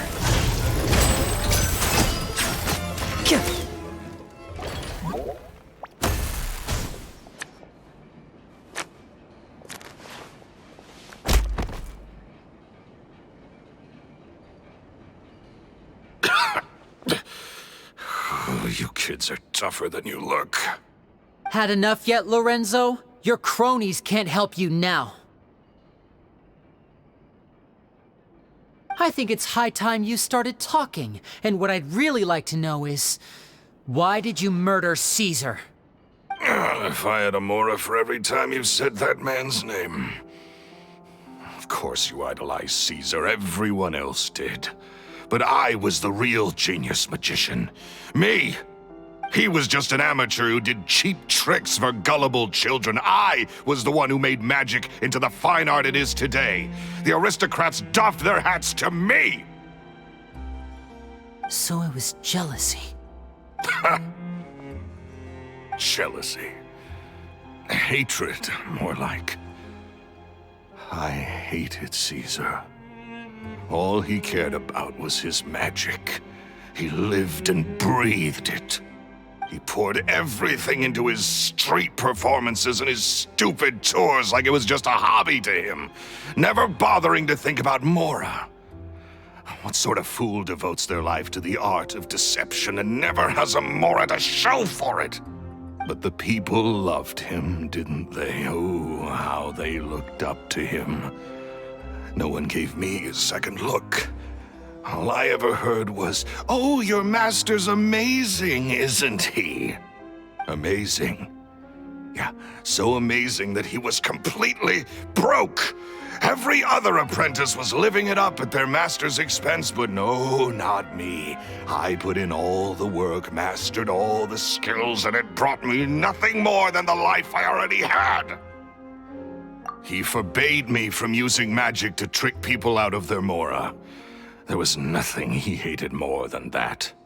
And with his reputation in Fontaine, it was too risky for me to go it alone. As long as he was alive, if I dabbled in my own brand of money-making magic, he would expose me, and it would destroy me. I had to kill him. There was no other way. He had to go. And this was your only motive? It was reason enough. What other motive would I need? Well, I was under the impression that there might have been other factors at play. For instance, maybe you were in love with Gemma, but she was engaged to Caesar. In love with Gemma? Don't be ridiculous. Guess I was wrong about that then. Next question. Are you the Phantom Weasel? I am. Caesar was so strict with me. He insisted that his way was the right way, that the sole purpose of magic was to bring joy to the world. I never bought into any of that. I was more interested in the practical value of magic. Sure enough, it helped me fill my pockets with all kinds of valuable treasures. Oh, yeah! Charlotte told us that the weasel would steal whatever people valued, no matter how much it was worth. That's just how it looked from the outside. What would any thief want with second-rate loot? I've only ever targeted high-value items. I stole cheap things as a way of practicing my craft. It was other people's overactive imaginations that conjured up the preposterous image they then dubbed the Phantom Weasel. So that's the story, huh? Well, I hope you're ready to tell it all over again during your trial. What choice do I have? You're a pack of wolves, and you've got me between your jaws. You've seen what's here, and my last-ditch effort to stop it getting out has failed. What else can I do? So be it. I've enjoyed power and wealth for the last 10 years, the likes of which Caesar could never give me. I wouldn't choose for things to end this way, but I regret nothing. Very well. In that case, I'll contact the guards. Traveler, Paimon, keep an eye on Lorenzo for me. I'll meet you just outside the workshop when I'm back.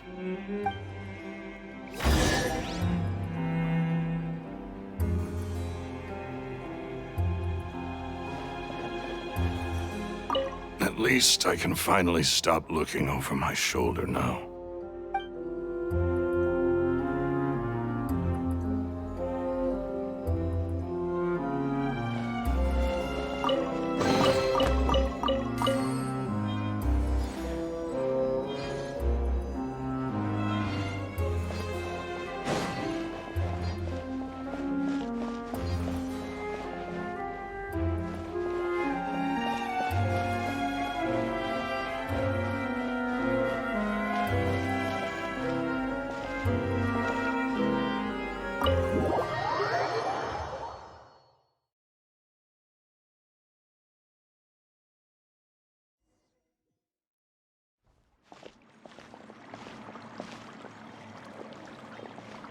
Lyney has told me the whole story. Lorenzo, do you confess to the murder of Caesar and to framing him for the Phantom Weasel's crimes? Look who's finally developed a conscience. What kind of disciple murders their own master? I hope it was worth it, because there'll be hell to pay.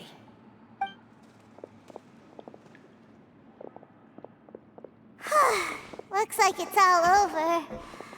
What should we do next, Lyney? Should we start preparing for your show? Let me think. Let's rendezvous with Lynette and Gemma first. With Lorenzo in custody, Gemma will no longer have to fear for her safety. Good point. We should go tell Gemma the good news right away. It'll give her some peace of mind for sure.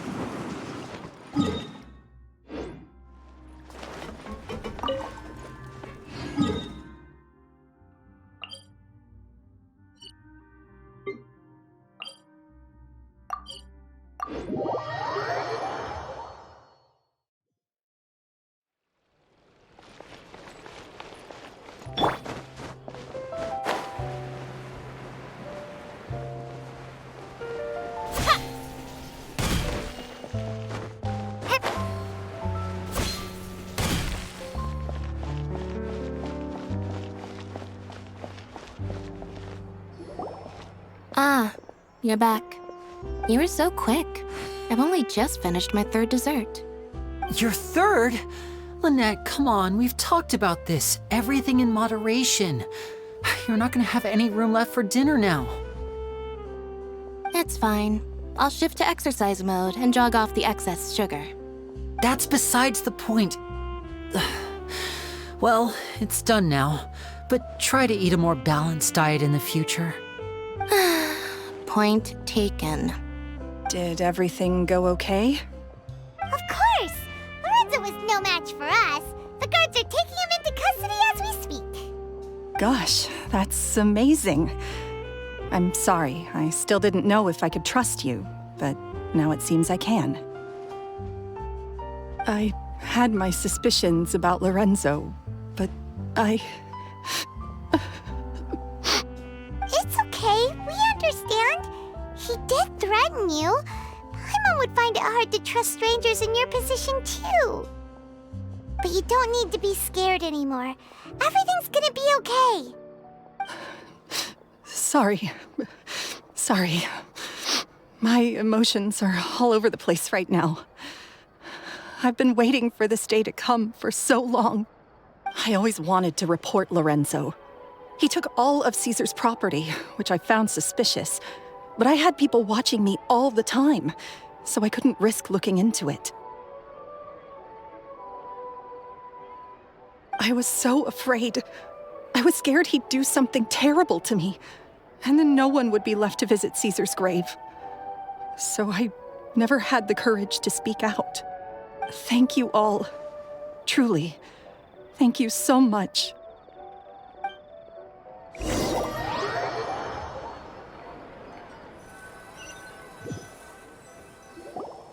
Thank you all for clearing Caesar's name. I never would have guessed that Lorenzo was the real Phantom Weasel. He never showed any signs that there were problems between him and Caesar in public. From the outside, it looked like they got along great. And to think that lowlife's been living life to the fullest all this time, while Caesar's name was getting dragged through the mud. It's a travesty. At least his soul can finally rest in peace now, thanks to your efforts.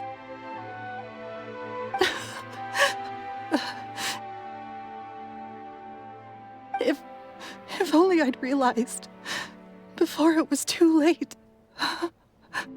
Don't blame yourself, Gemma. This isn't your fault.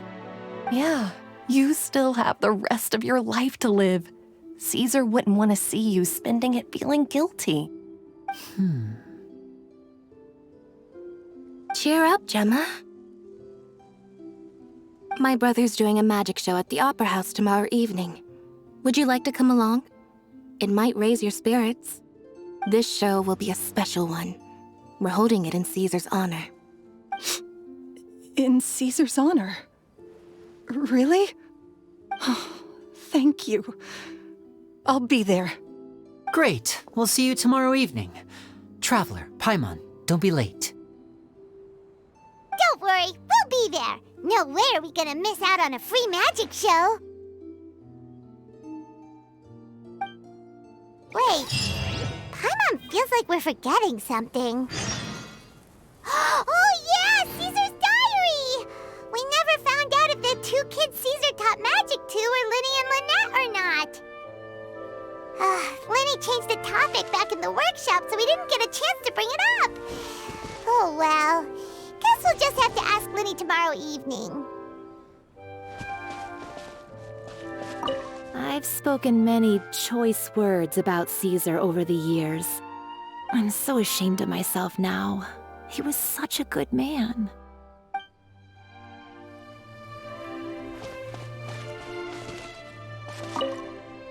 I can't believe Lorenzo was intimidating Gemma all this time. He comes around here sometimes. Not to clean Caesar's grave, though. He just stands off to the side and watches Gemma from a distance. She must have known, but she never asked him to leave. I wonder why that is.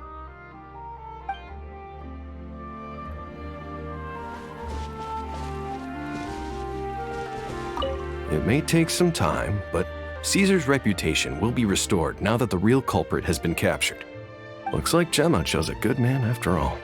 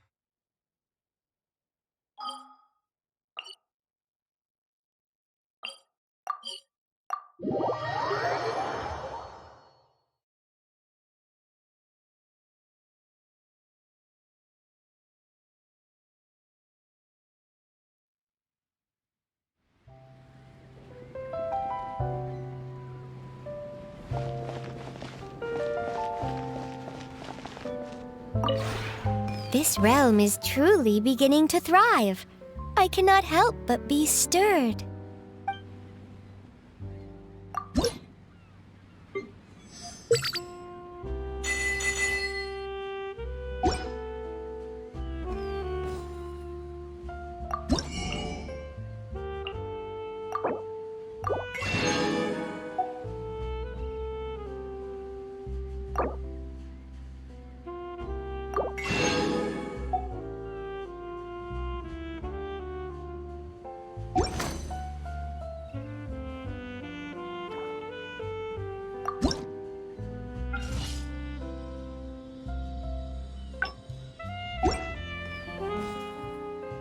If you ever have any questions about the realm within, you may ask me.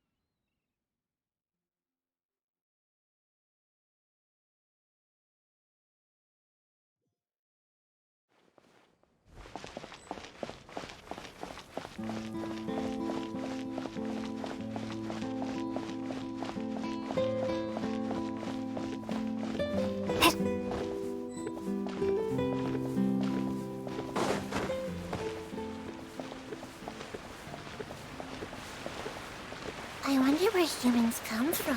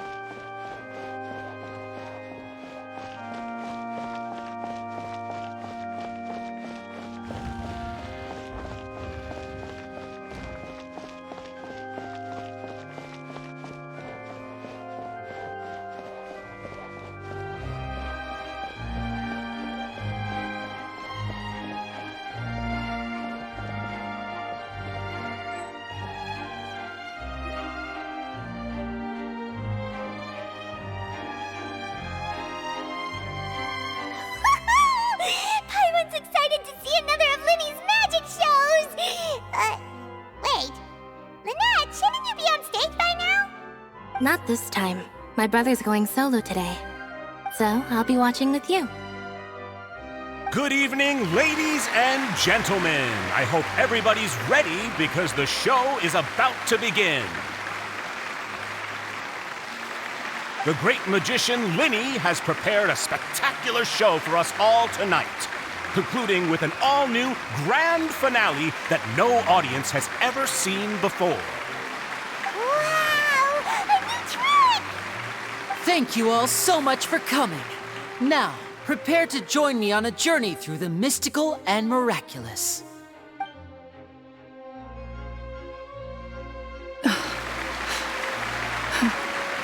Exciting stuff, isn't it? Yes, it's just... It reminds me of him. No wonder. Caesar was a famous magician too. So, how did you two first meet, Gemma? Well, I was out on the street once, and I saw him performing for little children. Children love magic, because they're willing to believe in things that can't be rationally explained. Caesar had this amazing way of bringing them into a dreamlike world. And somehow, I felt drawn to him too. So I went up and asked him to do a trick for me. Aw, that sounds so romantic. What trick did he do? It was with a flower. He took it in his hand, snapped his fingers, and it magically appeared on my head. I was so happy that day. No one had ever given me a flower before that. Oh, that's so cute! Actually, now that you mention it, Lyney's done that one before. Is that right? Then I suppose he's a romantic at heart, just like Caesar. So let's treasure the time we have with him. After all, you never know when the people dearest to you might be gone. That's right. over now. Paimon doesn't really know how to comfort you, but at the very least, no one's gonna be intimidating you from now on. You can breathe easy at last, right? Right. Yes, you can breathe easy now, Phantom Weasel. See? Even Lynette says... Wait, what? The Phantom Weasel? Lorenzo escaped? Where is he? What do you mean, Phantom Weasel? As Lyney once said, a performer's job is to commit fully to their role and put on a flawless performance for their audience. But once the bag of tricks is empty and the curtain falls, it's time to end the show. The spotlight is no place for someone with no more cards up their sleeve. It's been 10 years, Gemma. Aren't you tired of the grieving widow act? I think it's time to put an end to it. What are you talking about? Paimon doesn't like this riddle. Traveler, Paimon doesn't like where this is going. Come on, say something! Ladies and gentlemen, I hope you're all enjoying the performance so far. There will now be a brief intermission, after which Lyney will perform the most electrifying act of tonight's show, the one we've all been waiting for. The final performance will take place outside of the Opera House, so please make your way outside in a calm and orderly fashion. The Phantom Weasel never did like public places, did they? Don't worry, this place will be quiet soon. Let's talk somewhere else for now.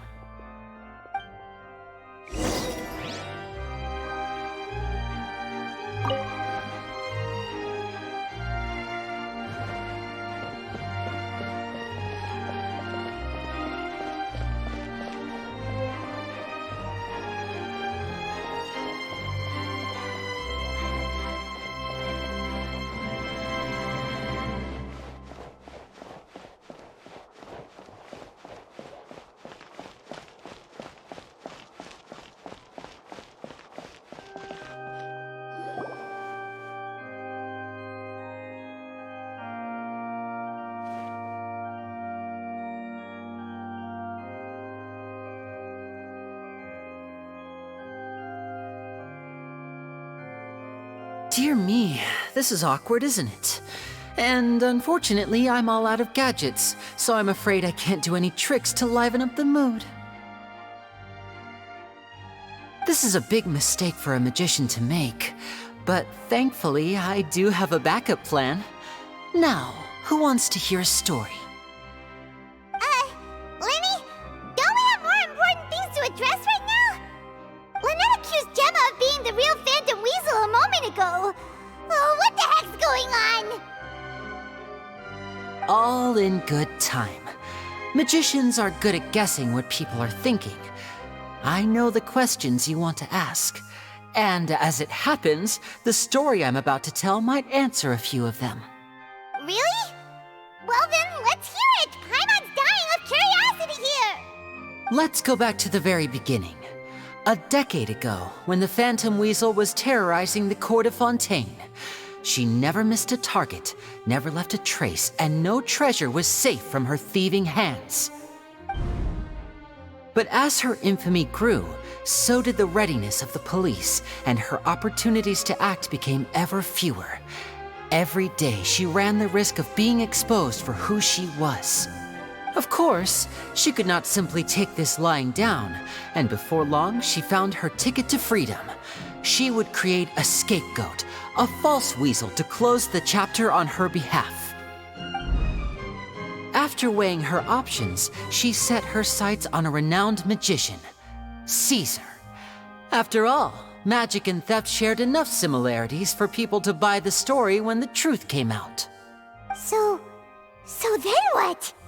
Being the master deceiver she was, the weasel easily earned Caesar's trust. Now all that remained was to frame him for her countless crimes. But as she was considering how to make her move, she noticed Caesar's aggrieved pupil, and a new thought entered her mind. Maybe I don't need to get my hands dirty after all. At her encouragement, Lorenzo tampered with Caesar's magic box, causing him to fall to his death.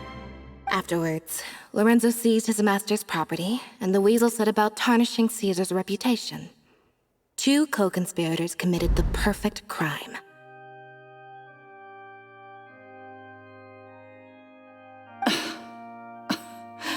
I've got to hand it to you. You're both exceptional storytellers.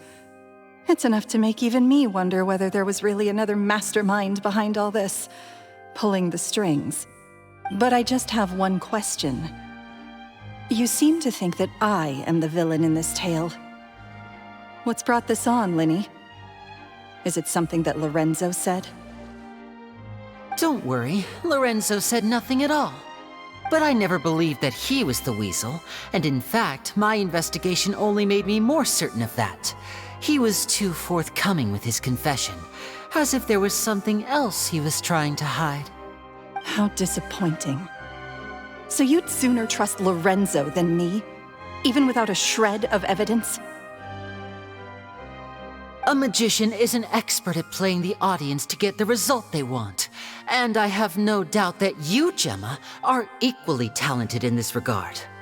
With a little help from Lorenzo, you put on a very convincing performance. The lovesick fiancé, whose devotion to her betrothed is unshakable, even under threats of violence. Caesar was maligned and hated by all for 10 years, but you? Everyone sympathized with your plight. Who would suspect for 1 second that the lovely young lady always seen weeping in front of Caesar's grave was actually the mastermind behind his demise? No, not that poor lady. Perish the thought. Wait, so you mean the whole intimidation thing was just a hoax? Gemma and Lorenzo were both in on it? But why would Lorenzo agree to that? And why didn't he sell her out even at the end instead of admitting to being the weasel himself? Yes, why indeed? Maybe Gemma herself could enlighten us on that question. Well, Lyney, if you're so confident in your version of events, then I think the answer should be obvious. Having killed Caesar with his own hands, Lorenzo was plagued by overwhelming guilt. Revealing the Phantom Weasel's true identity would serve no purpose. But if the weasel remained free, then she could take care of Lorenzo's loved ones. An excellent answer, though sadly a little dull. Is that right? Well, don't let me bore you. If you'd care to change the topic to something more interesting, I'd be much obliged. As a matter of fact, there's one thing I'd really like to understand. Why would the real weasel have targeted things that only have value to other people? Could you shed any light on that? Of course. After all, we're just telling stories here, aren't we? If I had to guess, I would say that the real weasel must have had a terrible childhood. Left to fend for herself after her parents died young. Betrayed, scorned, beaten.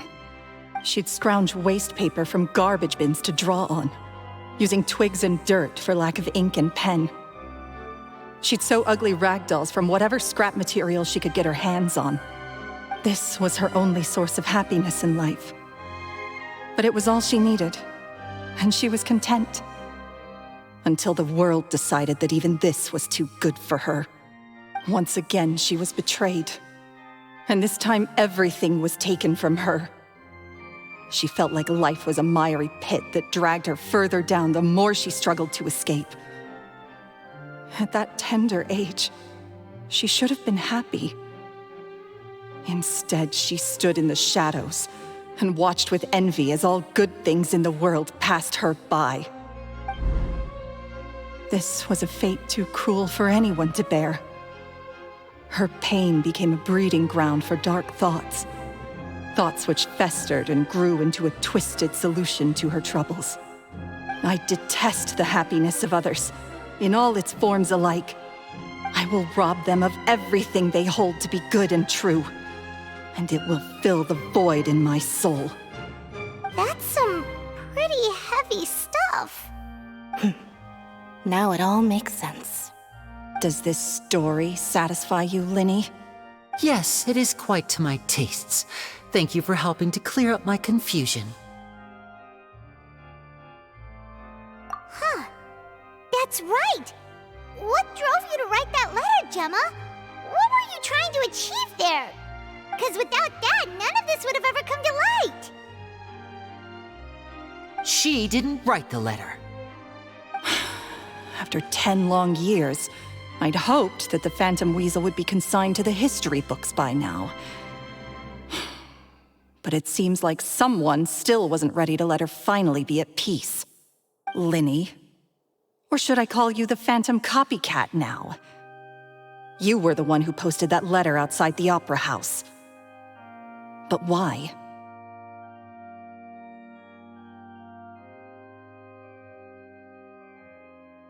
Very sharp, Phantom Weasel. Still as shrewd as ever. Well, no need for me to be coy about it. Our goal was to clear Caesar's name. The most straightforward way to change the public's impression of Caesar was to force the Weasel to show themselves. That's it? You had no other agenda? Of course we did. We made it quite clear in the letter, I believe. I shall take from you that which you hold most dear, just as you did to me 10 years ago. 10 years ago? You mean Caesar's death? You met him? Wait. Oh, I get it. You were those two obnoxious kids. It's been so long, and you're all grown up now. I didn't recognize you. He taught you magic back then, didn't he? For what, 10 days or something? And you went to all this trouble. Why? Because you feel like you still owe him something? We remember all our debts, however great or small. 10 years ago, Caesar's reputation was torn to shreds, and his legacy was thrown out. 10 years on, and no one cares what the truth is anymore. But we did not forget, and so we came to find you. And? What exactly did you take from me? I'm still standing, as you can see. Lorenzo has admitted to everything. I'm free. Free? Do you really think so? Caesar once told me that even though the world is filled with lies and falsehoods, we must find our own truth. I think that applies to you too. Truth can take many forms.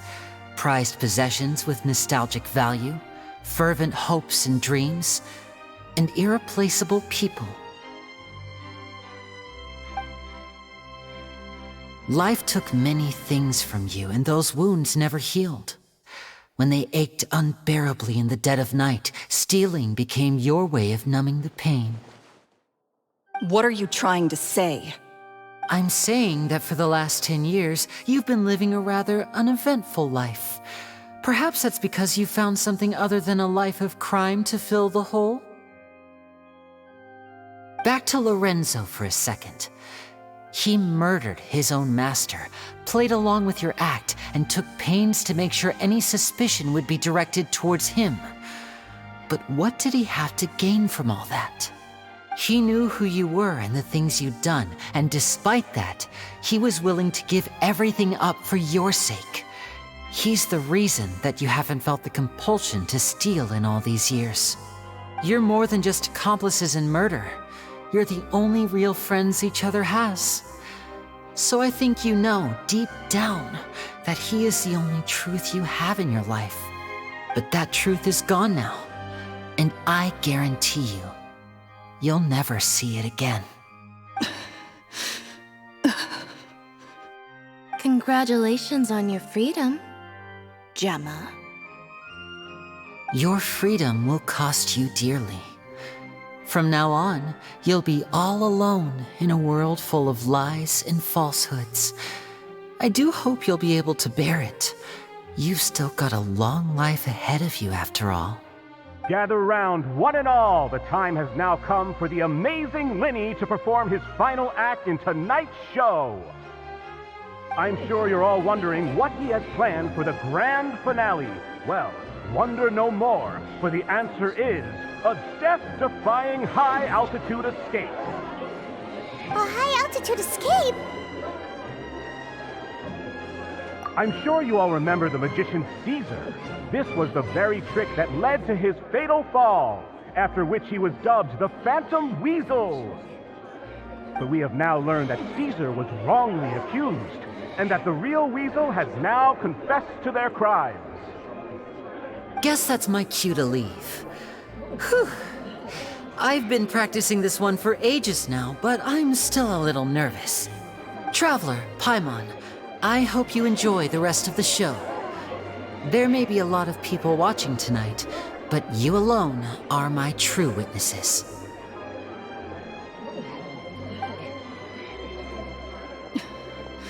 Lyney, wait. You two hid a lot from Caesar. He went to his grave without ever knowing your secrets. So what about now? Are you an open book? Or are you still the same as ever? You don't have to tell lies to end up isolated and alone. One day, you'll end up exactly where I am today. Maybe then you'll finally understand. You're wrong. I'm nothing like you.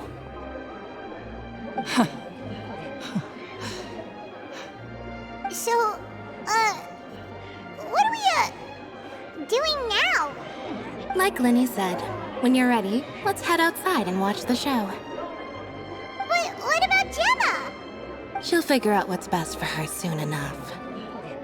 Oh, and if you'd like to see Lyney after the show, you know where he'll be. The usual haunt.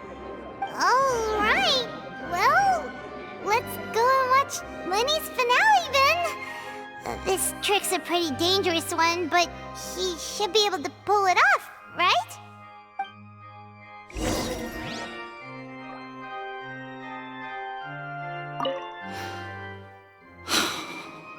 What? Sometimes I think I'm like a gambling addict. All I care about is winning, and it doesn't matter what's at stake. By the time I come to my senses, I'm left with nothing. Oh, if I had my time again.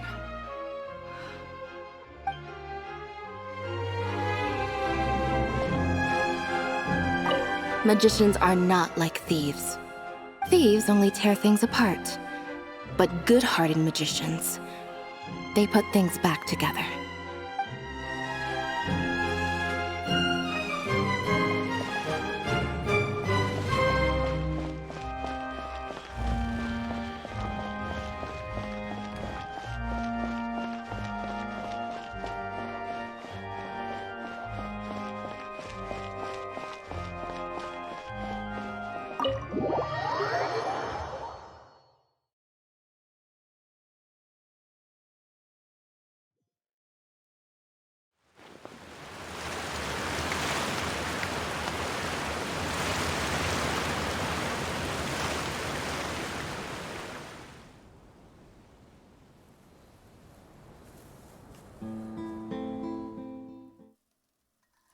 Magic should be mysterious, surprising, and defy logic.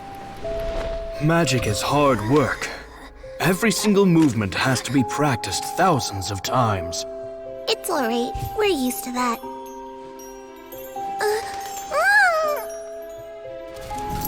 We're sorry. You've taught us so much, but we can't tell you the whole truth. It's okay. Do you still remember what I told you? This world is full of lies and falsehoods. I only hope that one day, you can find your own truth. What about you? Have you found your truth? Magic is my truth. I want to perform a magic trick so great that people will always think of me when they talk about it. For a magician, what greater honor could there be? Look! Behold! Lyney is sealed inside the box. Will he manage to escape? 10 years ago, Caesar attempted this very trick, and it was at this precise moment that...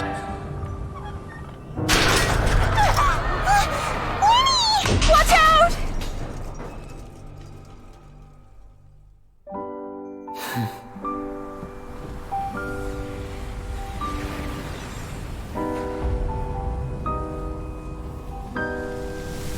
Mysterious.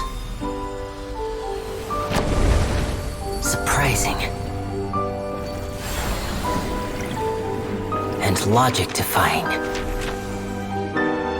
Isn't that right? This honor belongs to you, Caesar.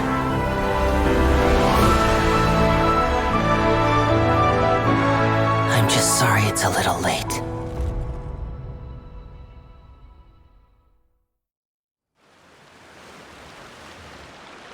Did you see that?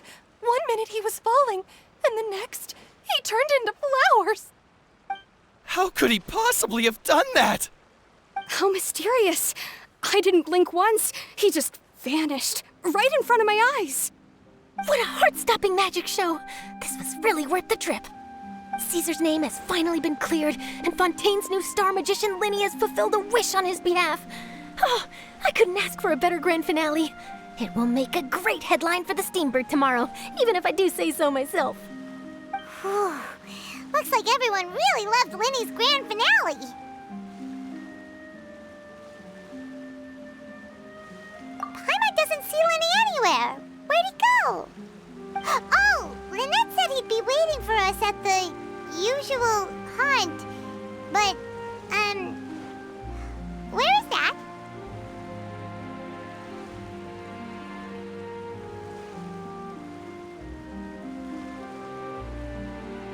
Oh, you mean the one where Caesar's buried? Yeah, that's probably it. This whole magic show kinda seemed like Lyney's way of saying goodbye to Caesar. So it makes sense that that's where he'd be afterward. Alright, let's go look for him there.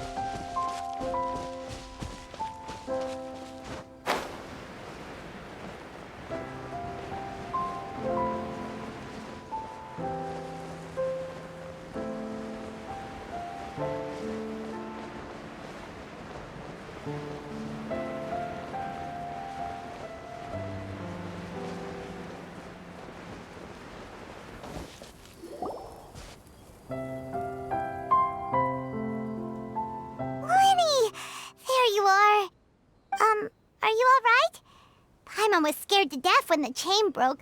Paimon was sure something had gone horribly wrong. Magic is a performance art. A magician has to get creative to keep the audience on tenterhooks. That's our job.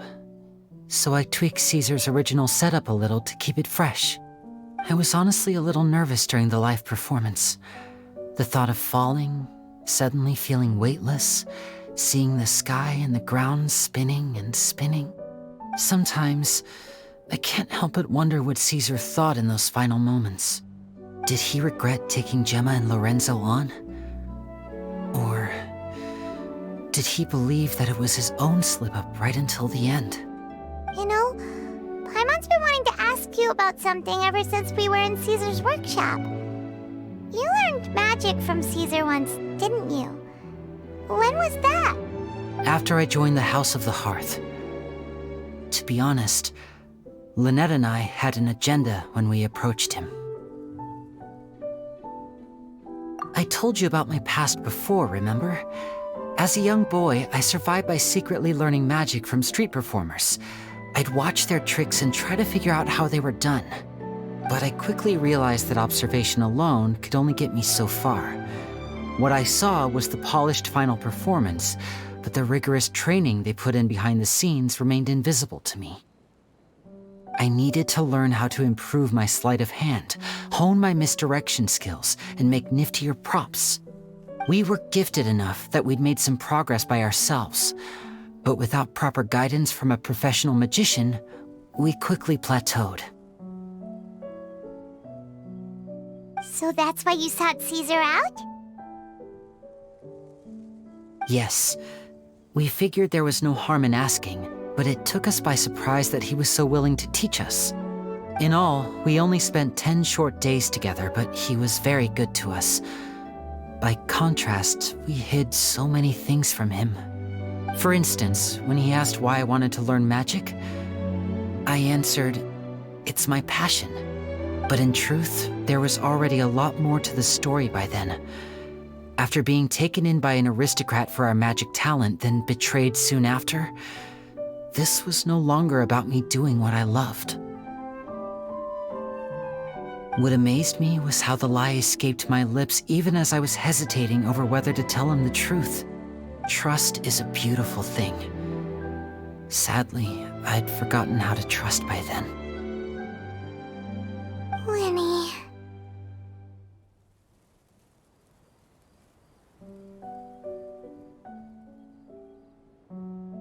Still worried about the way I feel? You really are a gentle soul, aren't you? But don't worry, I'm used to it now. From the mansions of the elite to the house of the hearth, lies and selfishness have followed me and Lynette everywhere we go. After Caesar went on tour, we became busy with our missions. The next we heard of him was that he'd fallen to his death, and was now declared to be the Phantom Weasel. That night, I remembered his smile. But as I lay there, I didn't know what to say to him. To keep secrets is to put up walls. The longer you keep them up, the less you let people in.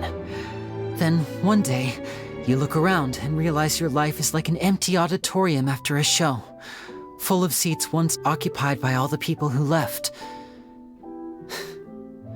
But I guess that's the price we have to pay. You only realize how much someone really meant to you when you lose them completely. That's why I was so confident this would hurt Gemma. Because I felt it for myself.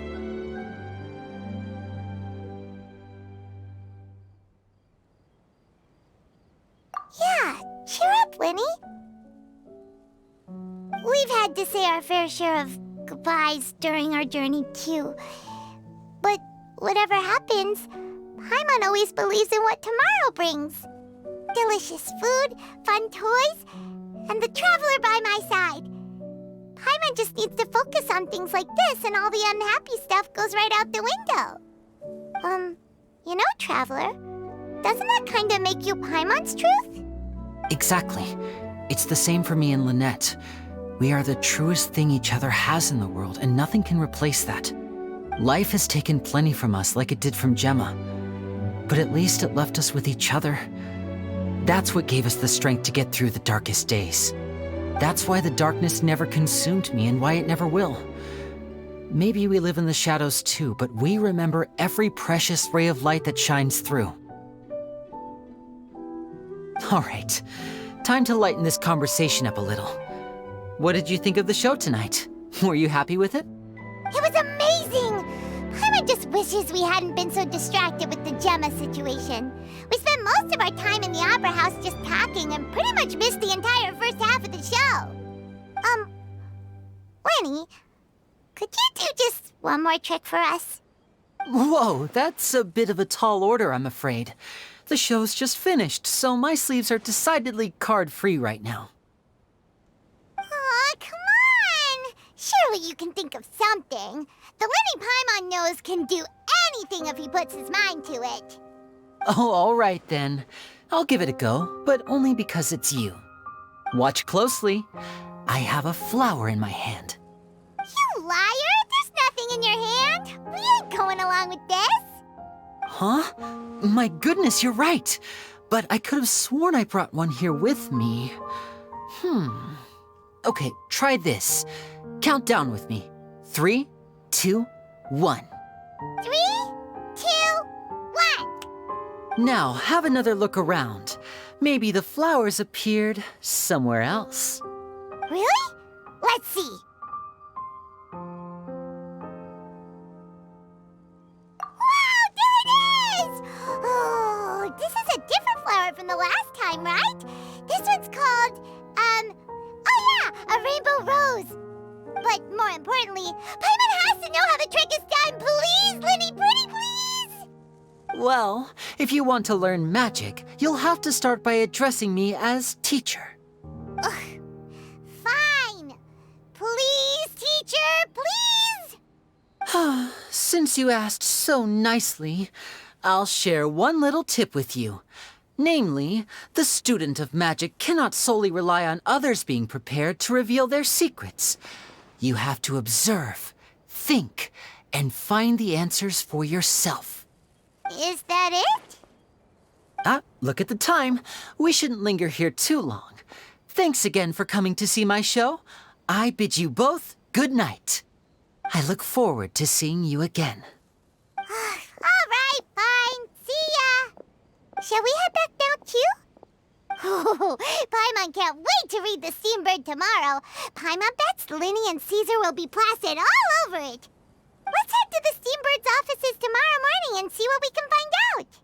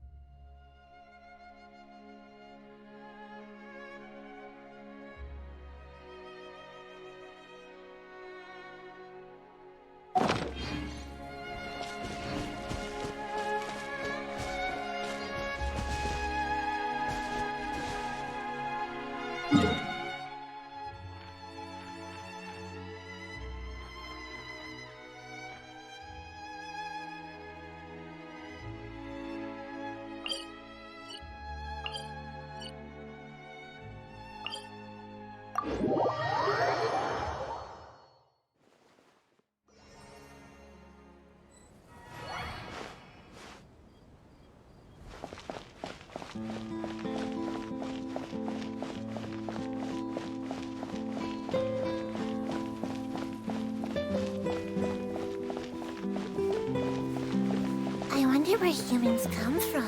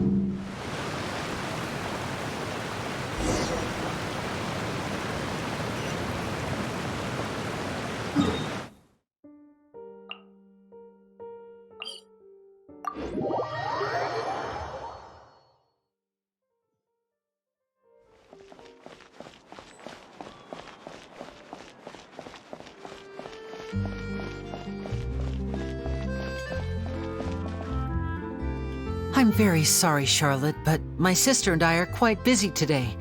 I'm afraid we'll have to decline this interview. Oh, please, Lyney, I'll only take a moment of your time, if you would be so kind. Huh? What's happening here? I spent all night writing my piece about the Phantom Weasel, and it was going to go to print this morning. But just as dawn broke, I suddenly received news that Caesar's fiancée, Gemma, had contacted the guards and confessed to having been the real Phantom Weasel all along. That was quick. Hmm? Too late, bro. That was quick, you say? It sounds like I've got some catching up to do. Please, fill me in. Whoops. Aha! My instincts did not lead me astray. You do have something to hide. Gemma turning herself in must have something to do with Lyney's performance last night. Maybe watching my high-altitude escape trick reminded her of a better time with Caesar, and she could no longer ignore the voice of her conscience. Huh. Okay, then. Wait, no, there must be more to it. If that's all it took for her to have a change of heart, how did it take her 10 whole years? Well...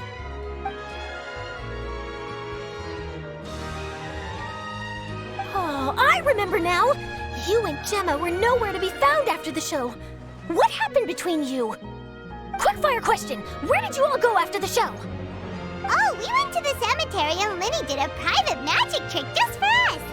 Actually, glad you mentioned it, because that reminds Paimon, guess what? Lyney started using rainbow roses in his tricks. What? I don't recall ever having received a rainbow rose from you myself. Is this supposed to mean that they're more important to you than your own sister? No, I just, What now? Oh, did Paimon say something wrong again? This is getting pretty awkward. What do we do, Traveler? Seems like this interview wasn't meant to be. Well, never mind. There's always next time.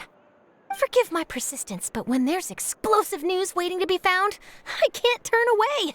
The news about Gemma has already made waves, and I'll stop at nothing to get to the bottom of it all. Apparently, one of the things she said to the guards was that her final wish is to see Lorenzo one last time. There's clearly a web of complicated relationships there. Can't blame me for being curious. All right, I guess I'll leave you to continue the rest of your conversation in peace. Bye for now.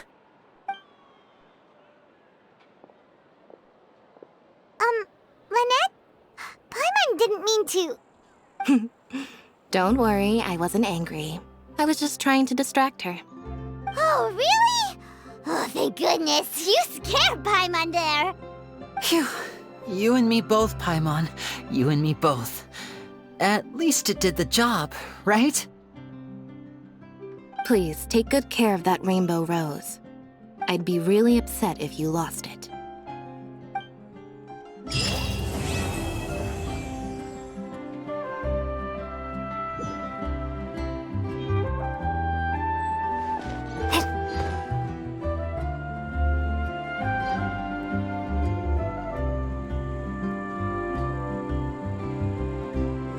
I've never seen anything like it. Sure, it'll get resolved. I simply could not believe it.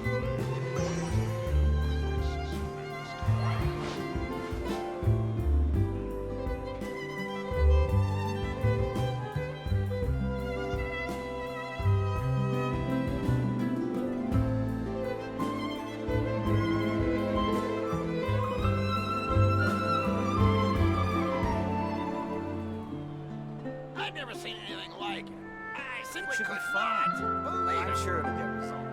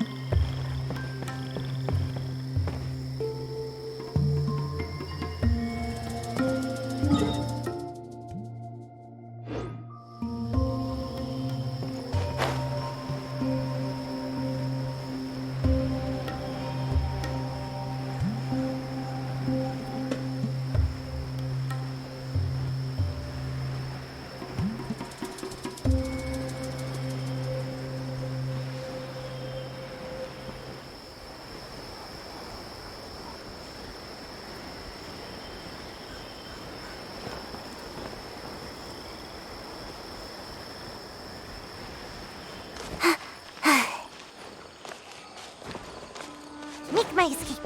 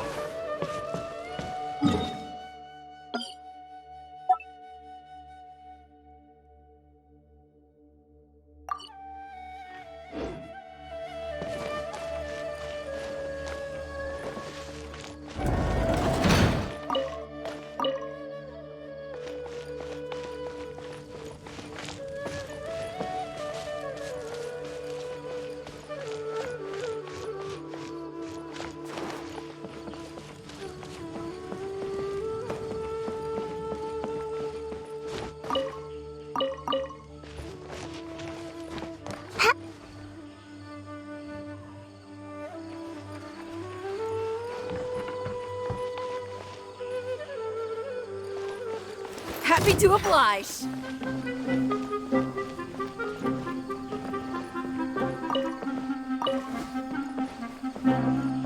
Make my escape. Huh? Huh?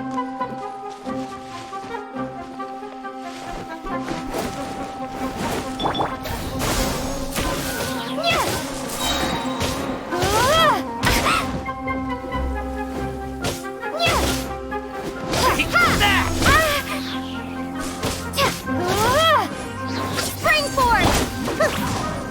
On a rock! Silence!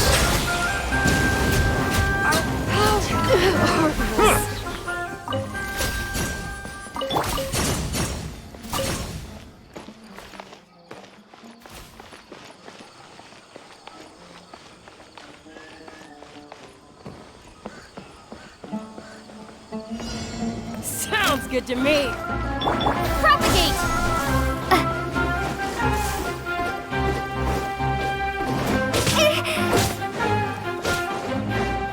Scatter!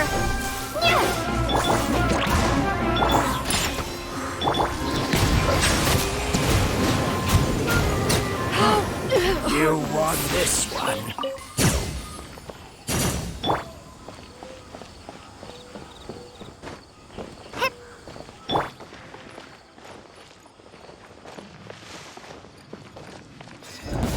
That's close enough.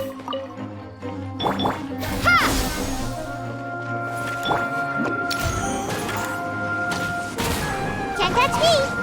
Pew pew! Settle down!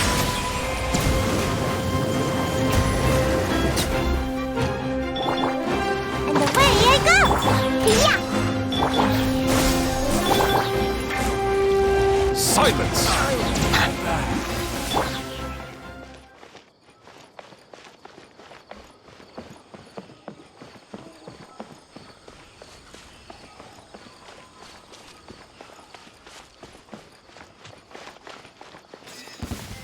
Happy to oblige. Propagate! I'm out of here! Scratch!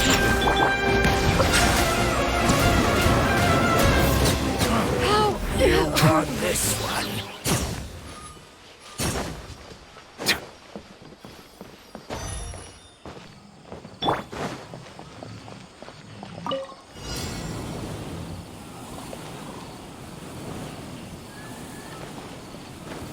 That's Happy close to enough. scatter! Germinate! Bye! Pew pew! Bow your head.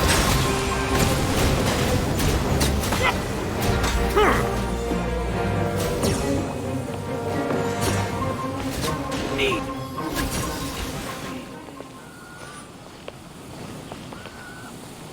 Happy to oblige. Yeah! Look at you!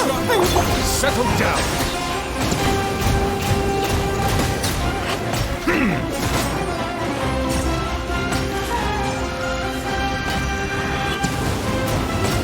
I'm dead.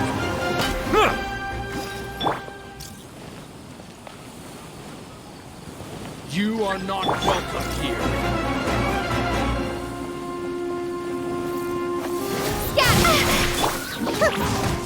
I'm a rock! Be sanctified.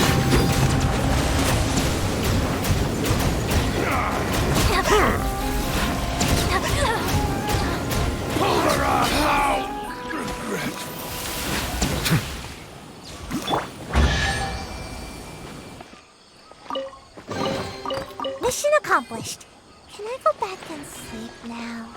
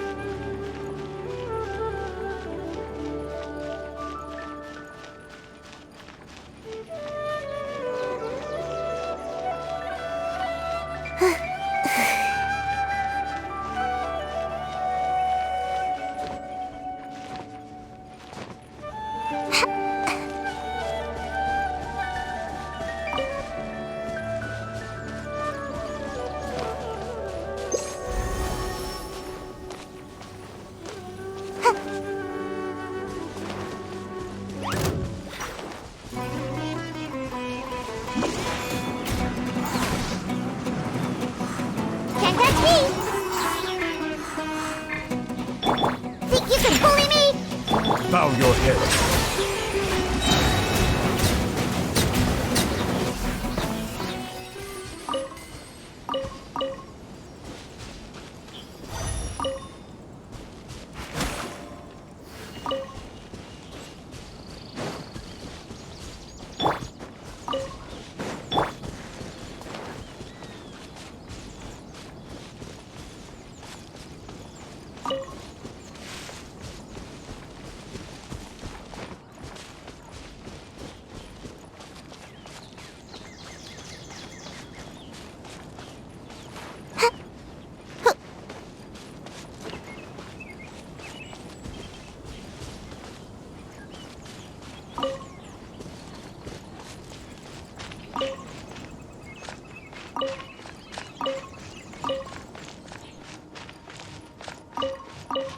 Make my escape.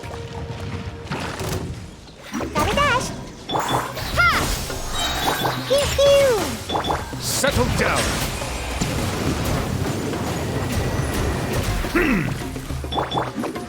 I'm out of here.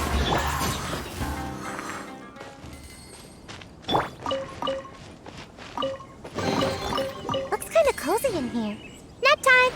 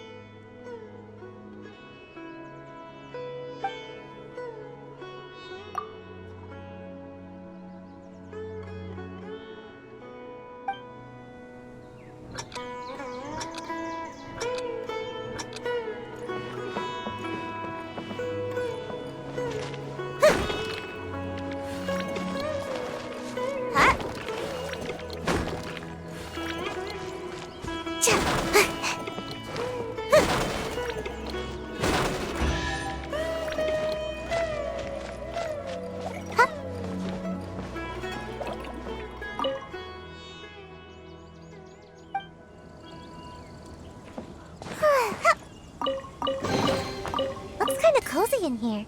Nap time.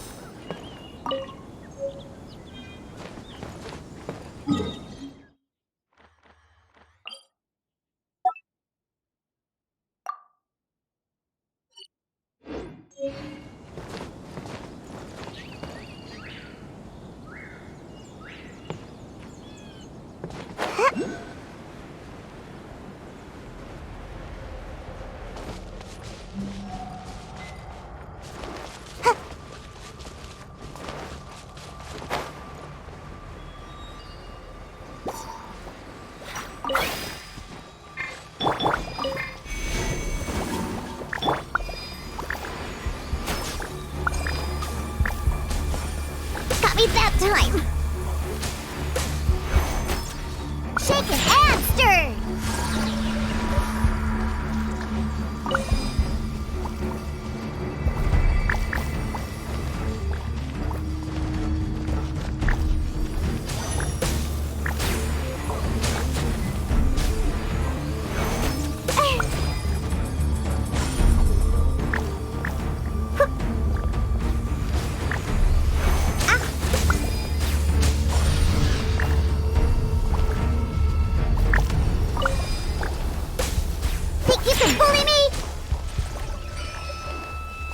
I'm here.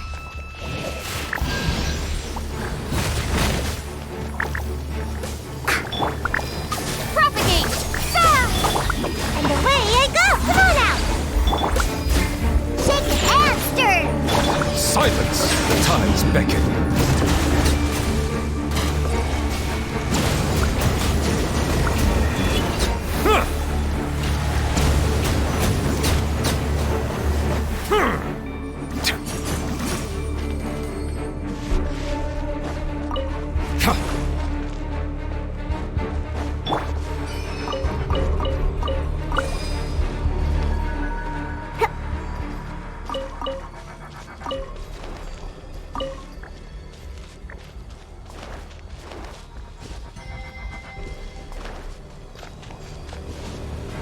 I'm here.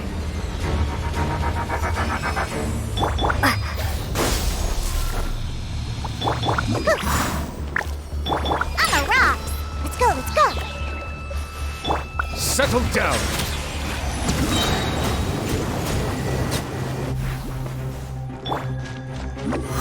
Can't touch me! Ha! And away I go! Ha! Scratch! Bow your head.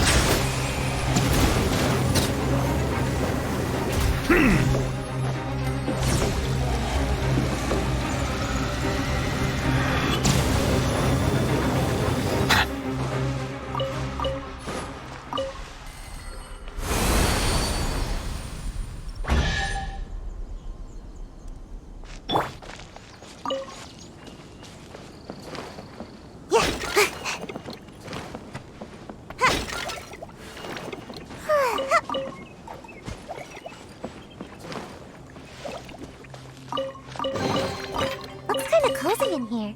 Nap time!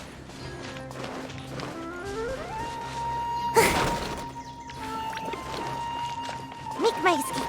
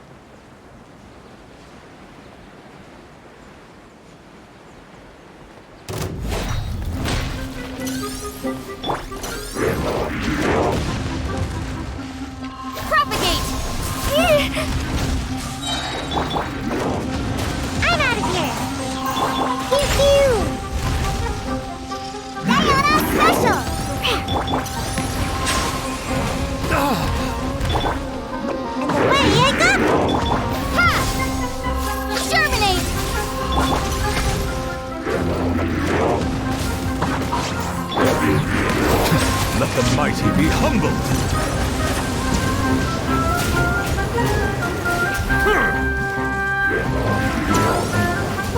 Justice is blindsided. Settle down. Scatter! I'm out of here! Ninjutsu! Silence!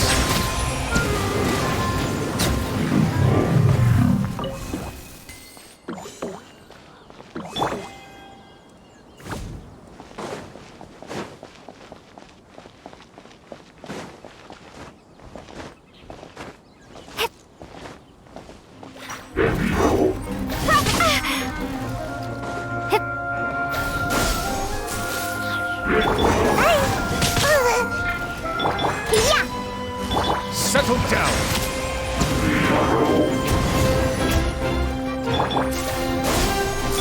Got a dash! Look at you, Boozle! Silence!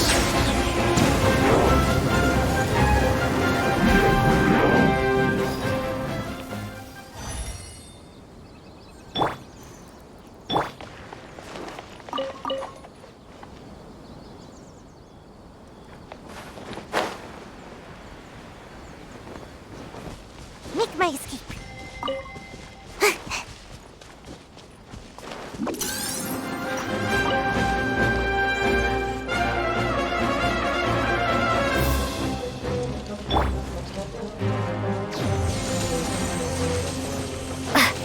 Scatter!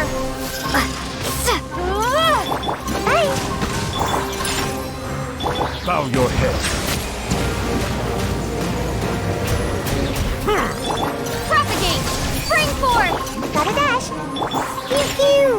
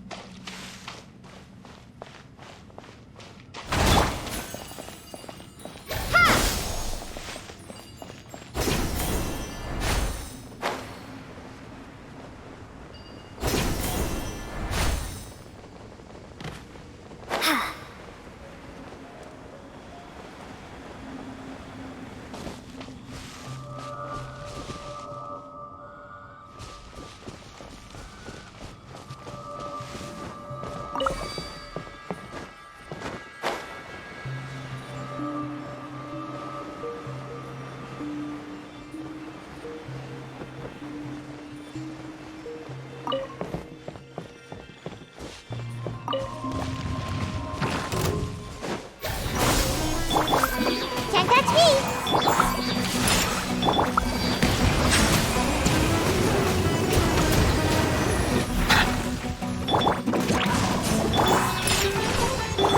Scatter!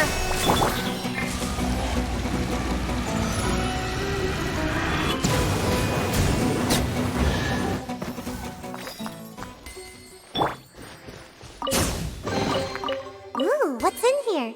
Maybe a growth serum?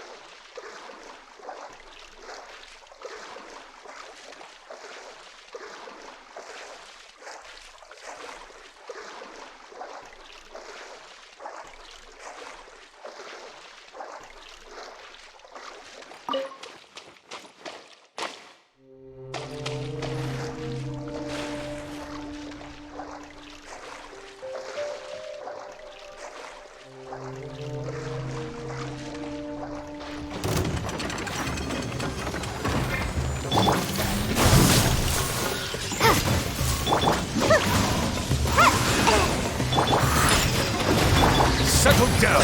Be sanctified.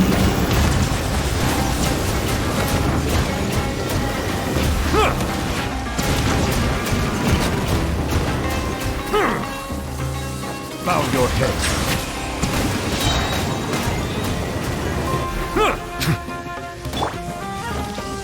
Propagate! Bye!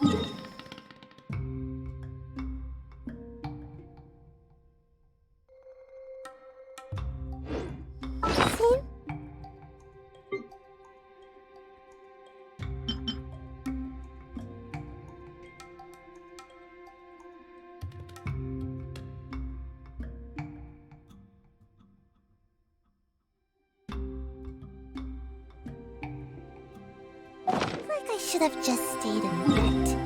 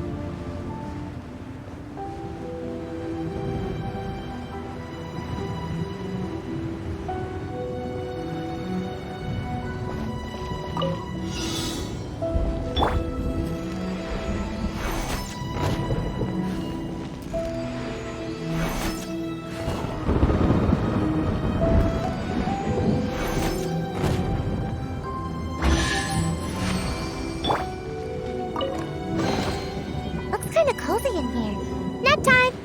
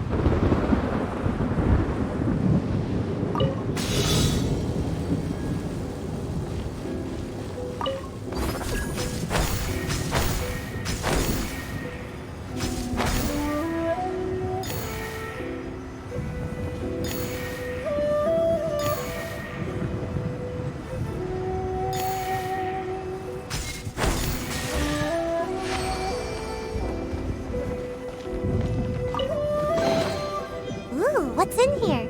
Maybe a growth serum?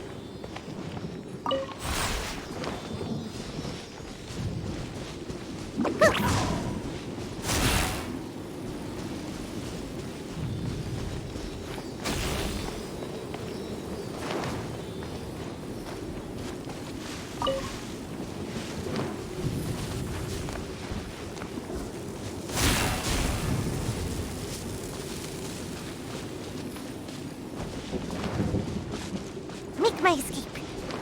Huh. Make my escape.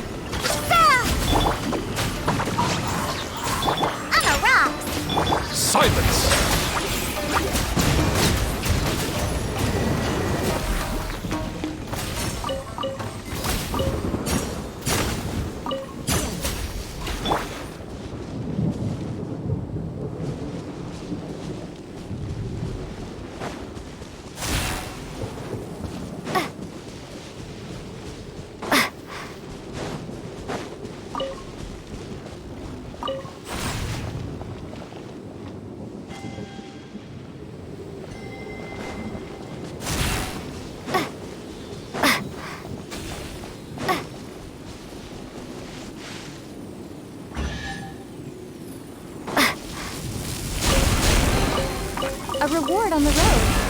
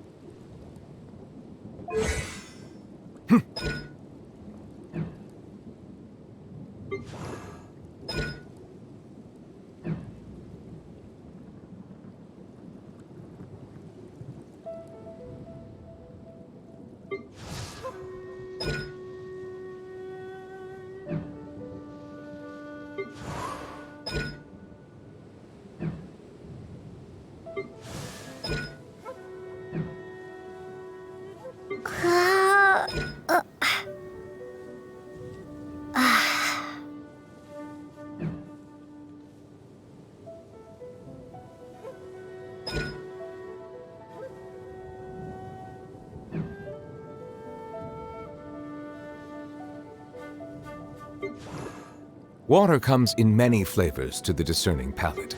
Mondstadt's water is crisp and pure, while water from Liyue has an enduring aftertaste. In Inazuma, the water possesses a depth of flavor unlike any other. Sumeru's water, meanwhile, has a rich and complex flavor profile, but it must be savored patiently to fully appreciate it.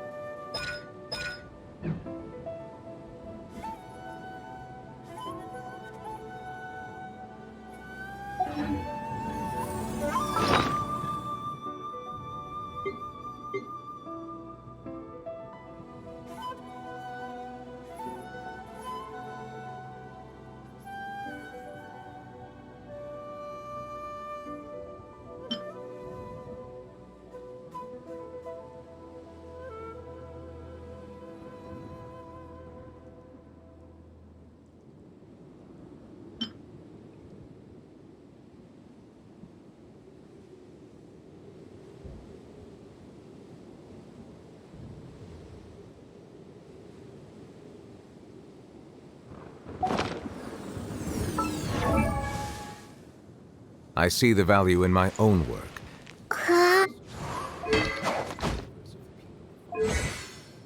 I believe I will continue to take pride in fulfilling my duties.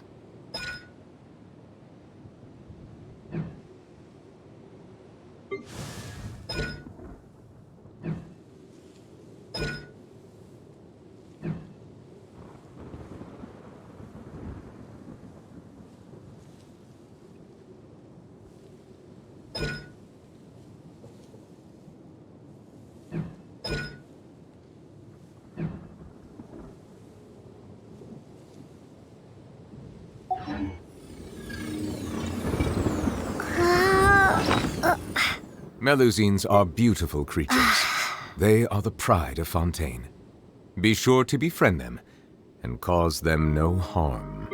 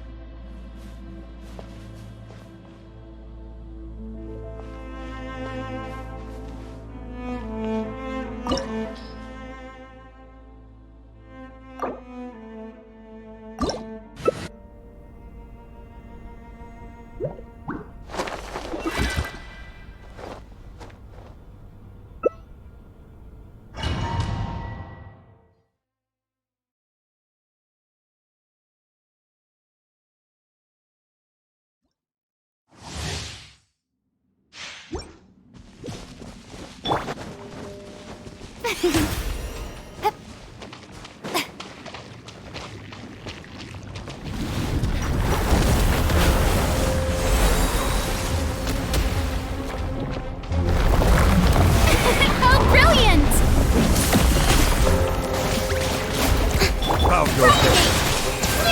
Springboard! Let the mighty be humble. Scatter!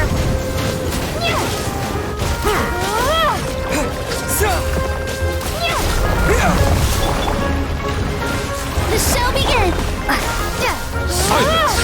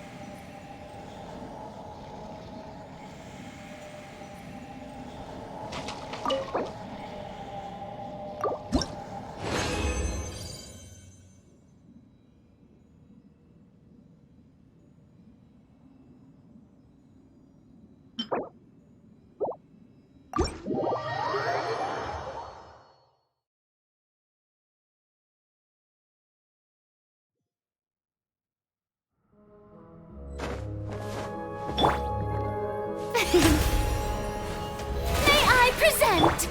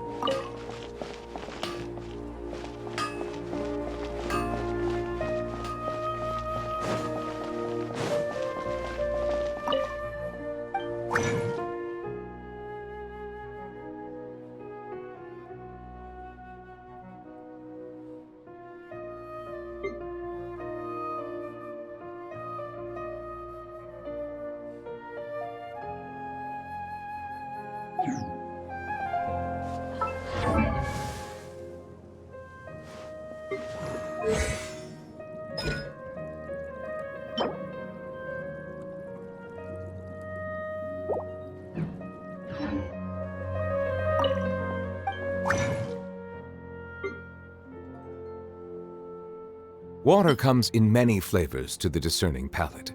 Mondstadt's water is crisp and pure, while water from Liyue has an enduring aftertaste. In Inazuma, the water possesses a depth of flavor unlike any other. Sumeru's water, meanwhile, has a rich and complex flavor profile, but it must be savored patiently to fully appreciate it.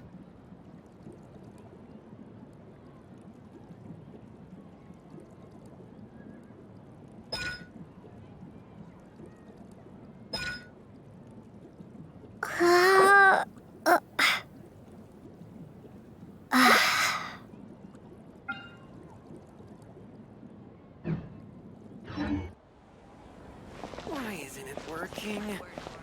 I don't get it. Cards are safe for sure.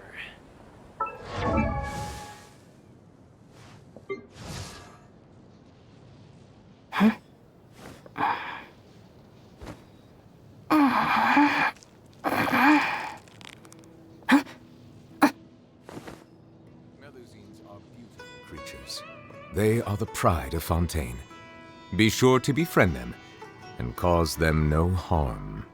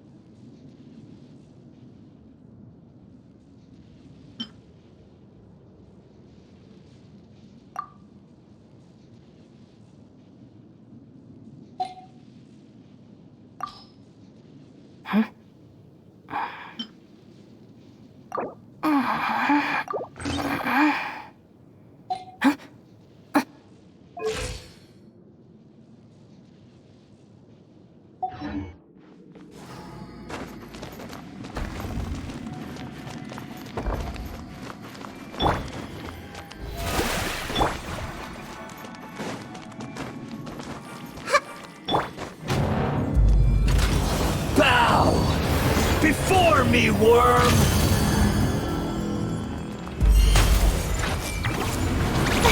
Churn! Oh, brilliant!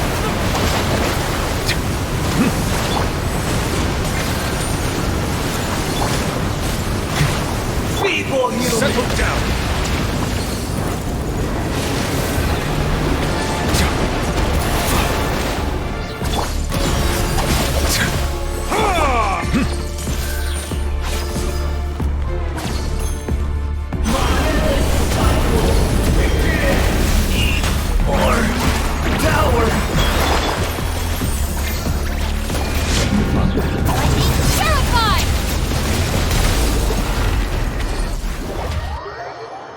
I am the all-knowing God!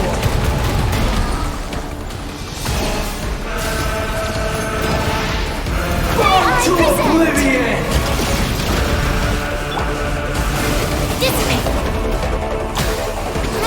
Grow! Kneel! How dare you! I see everything.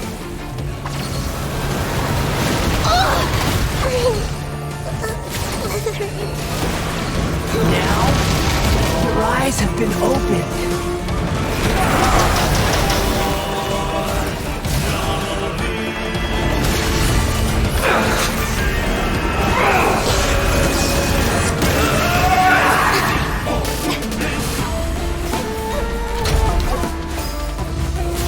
May I present?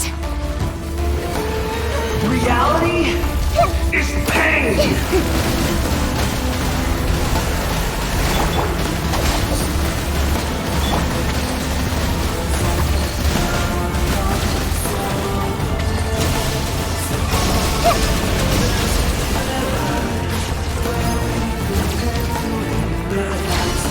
Good riddance, cruel world. The show begins! A bond is a piece of my mind to it!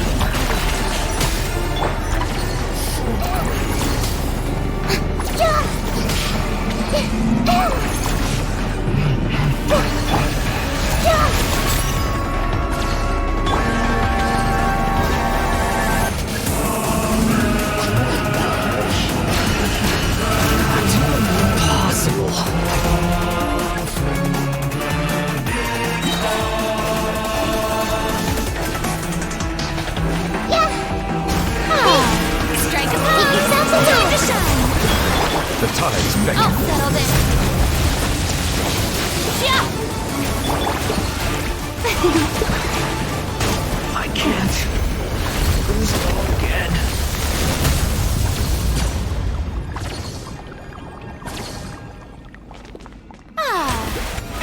How brilliant!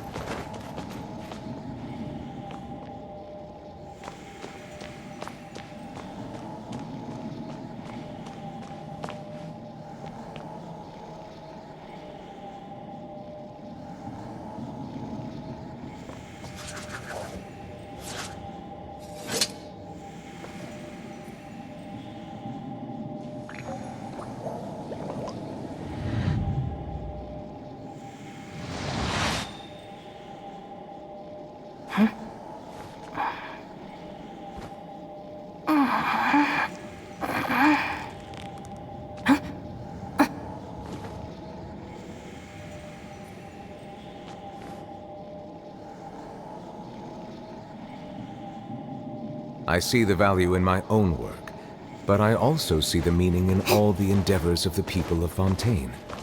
I believe I will continue to take pride in fulfilling my duties.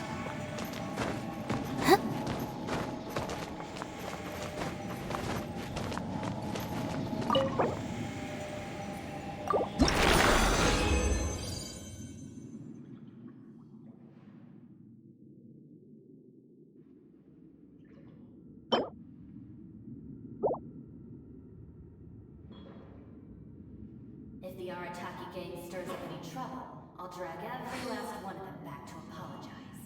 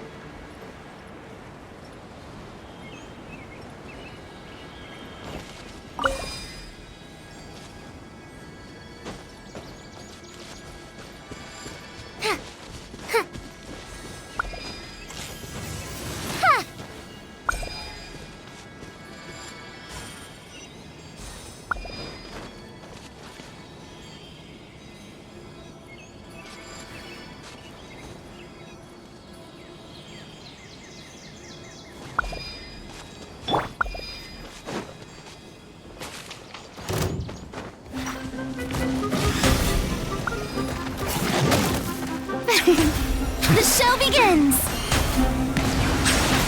Enshroud!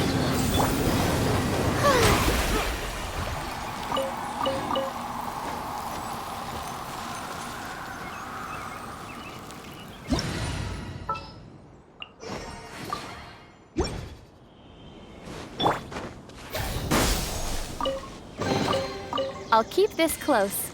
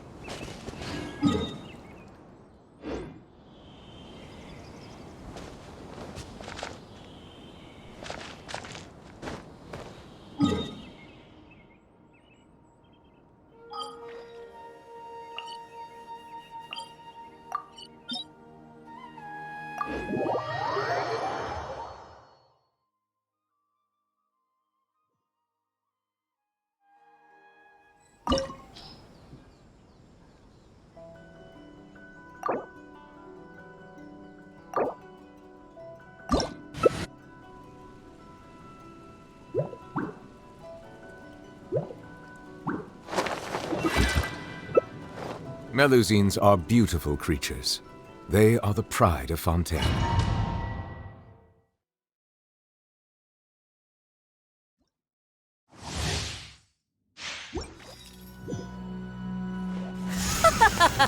You're trembling.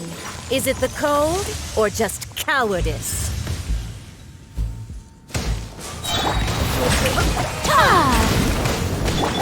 Scatter!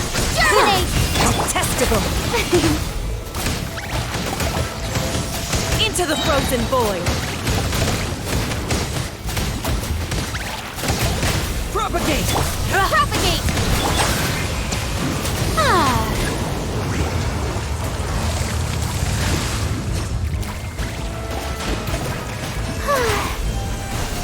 The Tsaritsa's benevolence has no place for transgressors!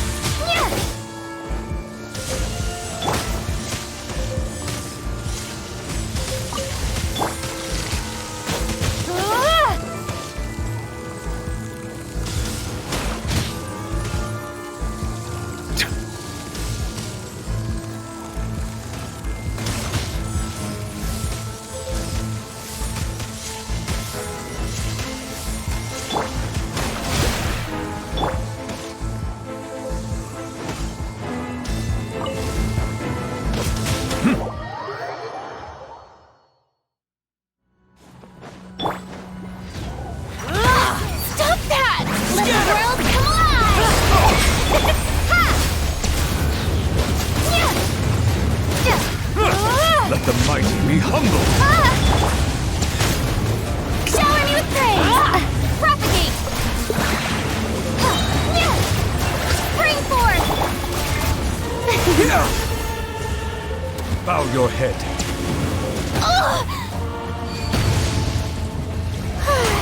Embrace your searing reckoning! Embrace your searing reckoning! Not every wound will heal! Embrace Settle your down. searing reckoning! Time to shine!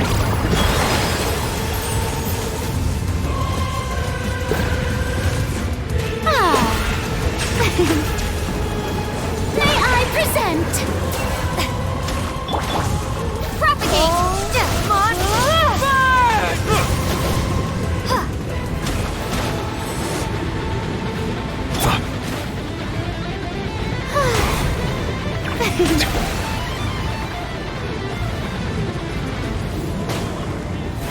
How brilliant! The tides beckon. Not every wound will heal! Settle down! I never asked for redemption. Never. May I present?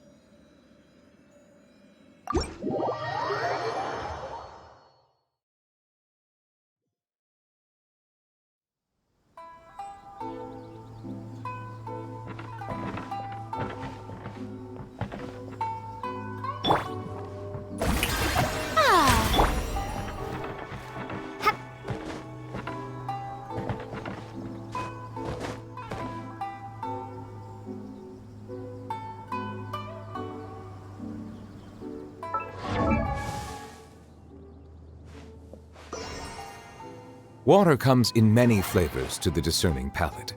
Mondstadt's water is crisp and pure, while water from Liyue has an enduring aftertaste.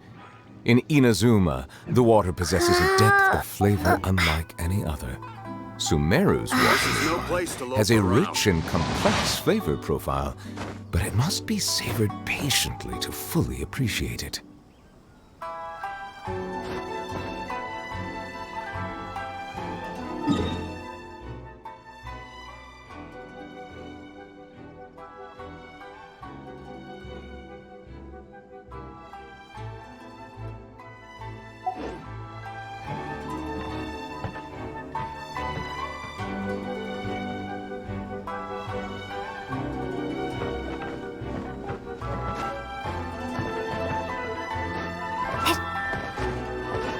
This is no place to loaf around.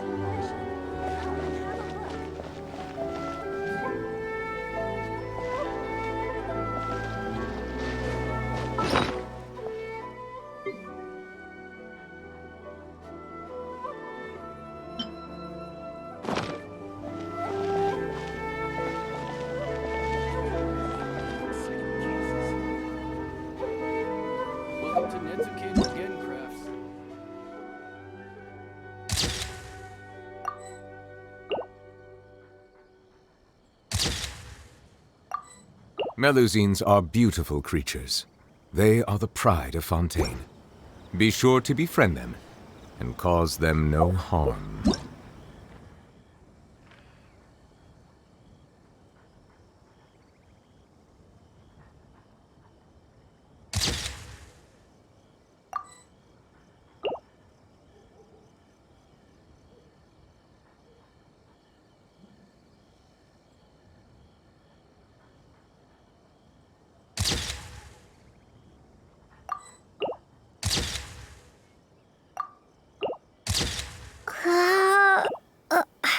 Water comes in many flavors to the discerning palate. Mondstadt's water is crisp and pure, while water from Liyue has an enduring aftertaste. In Inazuma, the water possesses a depth of flavor unlike any other. Sumeru's water, meanwhile, has a rich and complex flavor.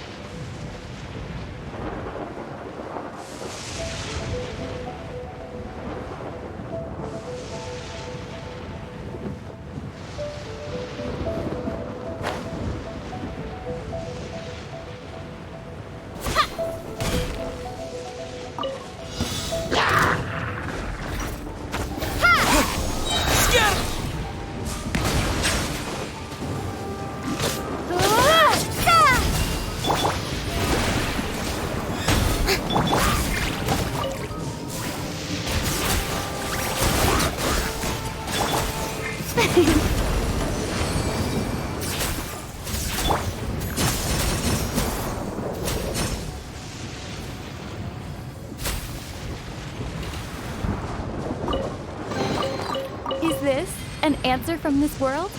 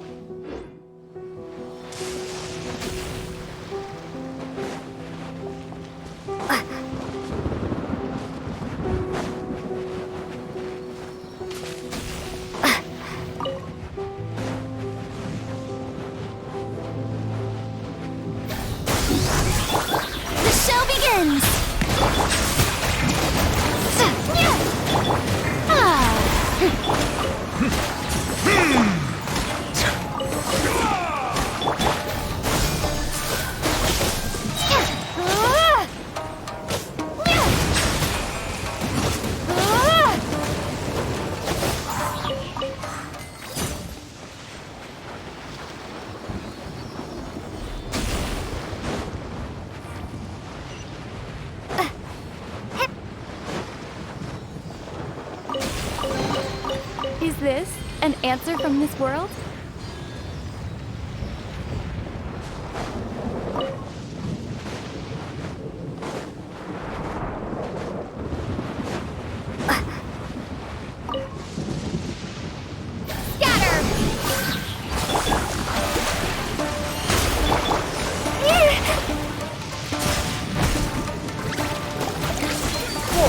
Propagate!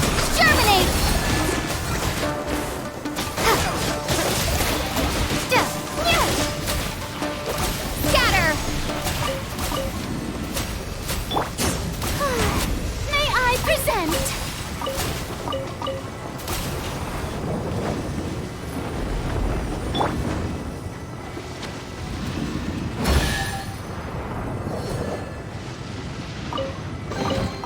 I'll keep this close.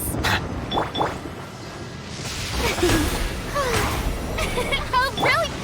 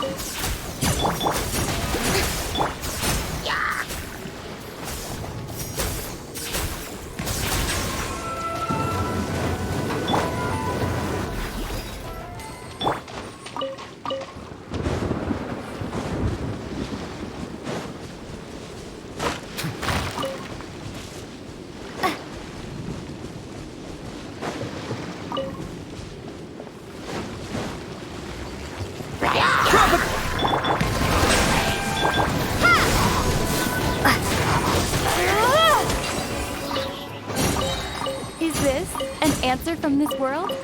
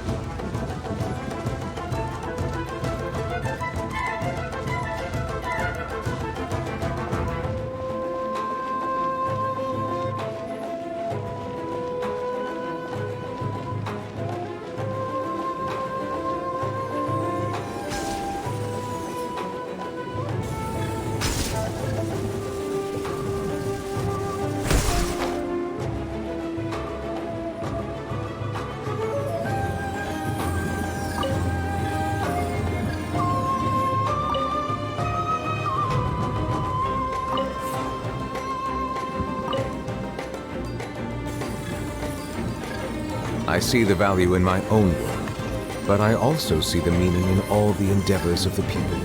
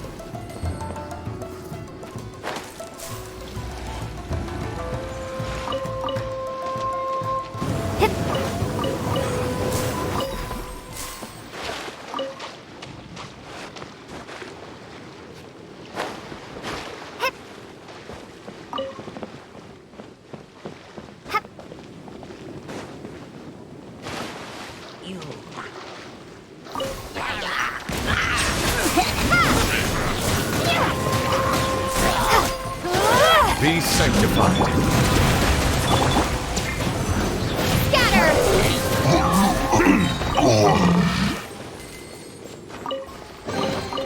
I'll keep this close.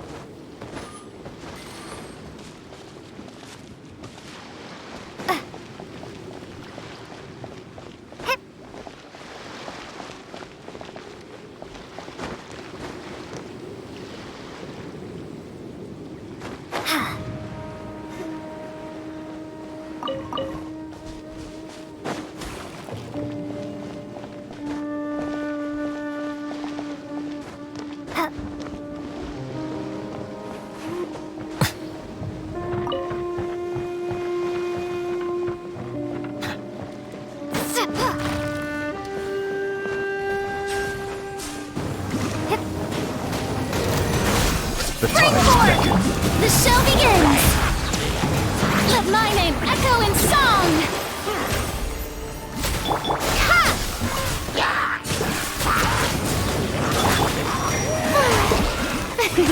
Bow your head. Scatter!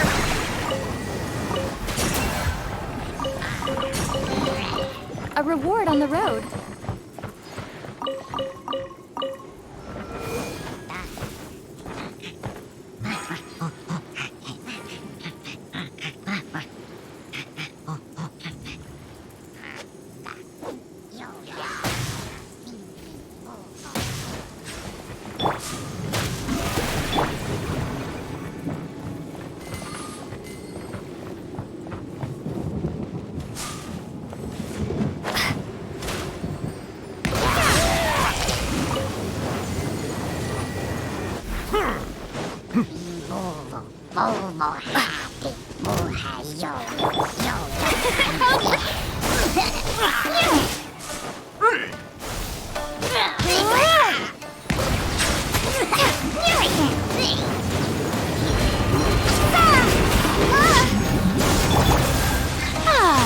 Let the world collide! May I...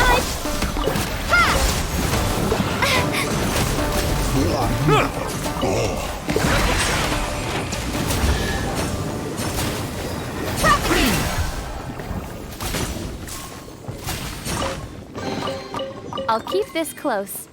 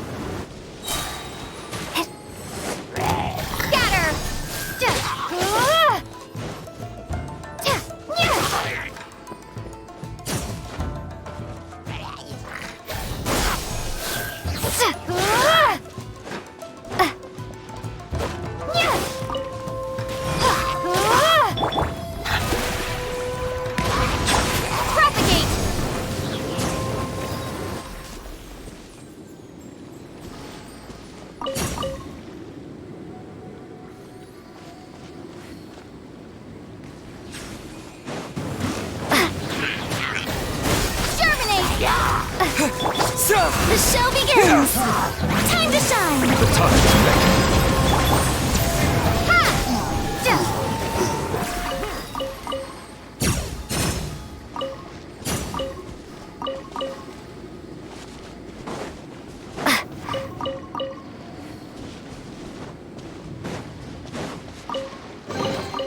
I'll keep this close.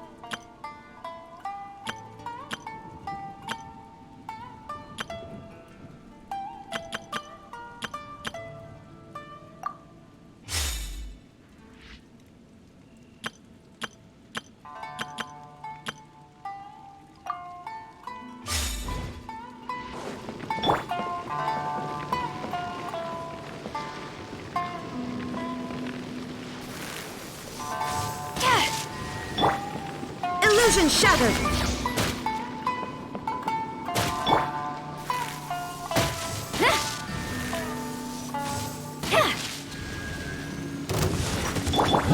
Get out of here!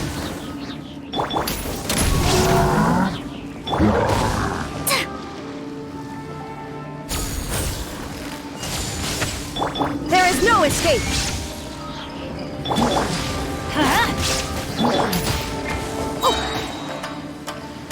Quiver! Shine down!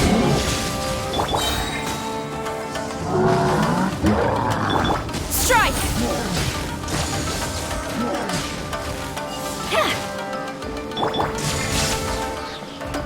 Teamwork is dreamwork! You asked for it! Quiver! Glory to the Shogun! There is no escape! Now you shall perish!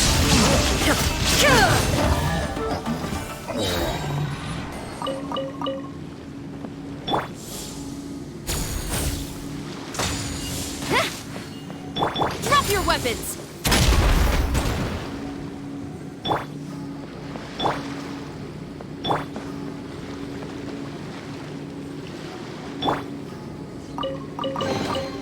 Take them. I have no need.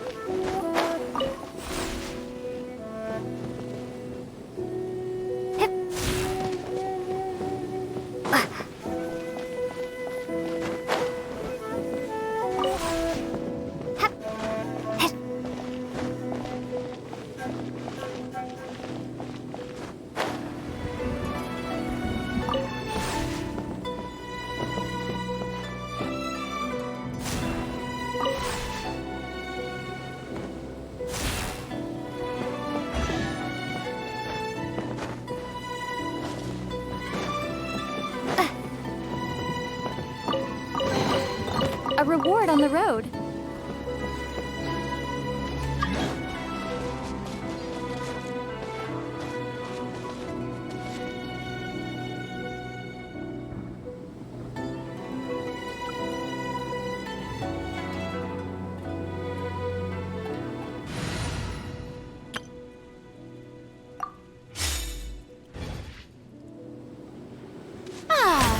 The show begins!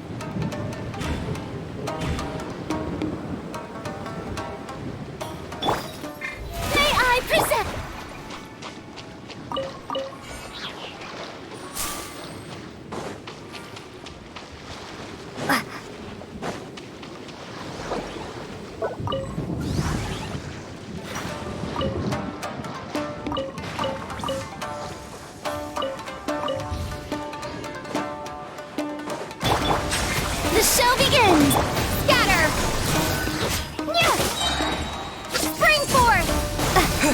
Germinate! Propagate!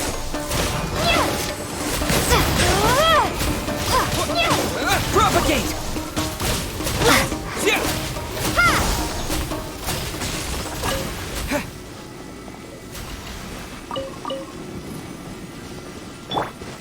May I present?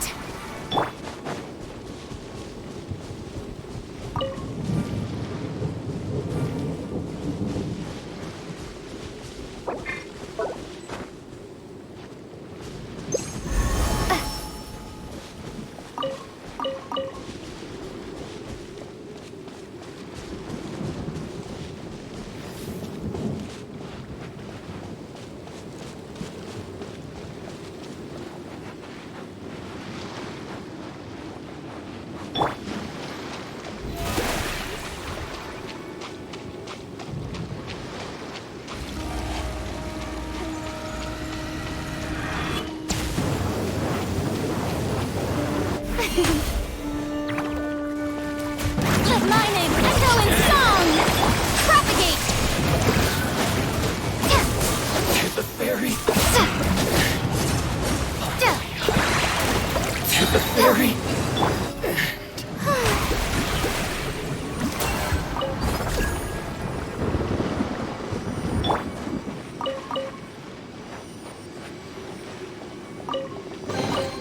A reward on the road.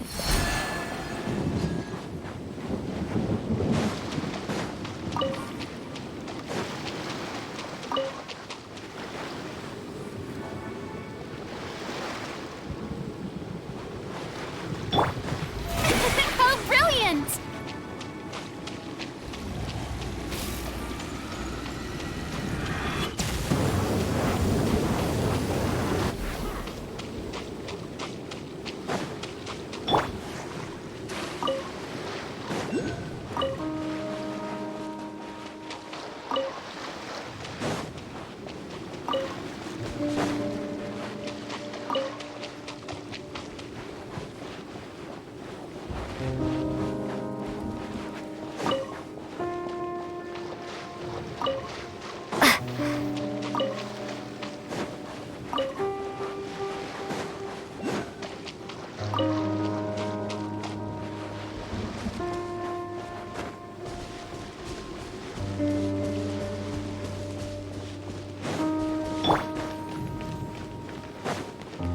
The show begins! Water comes in many flavors to the discerning palate. Mondstadt's water is crisp and pure, while water from Liyue has an enduring aftertaste. In Inazuma, the water possesses a depth of flavor unlike any other. Sumeru's water, meanwhile, has a rich and complex flavor profile, but it must be savored patiently to fully appreciate it.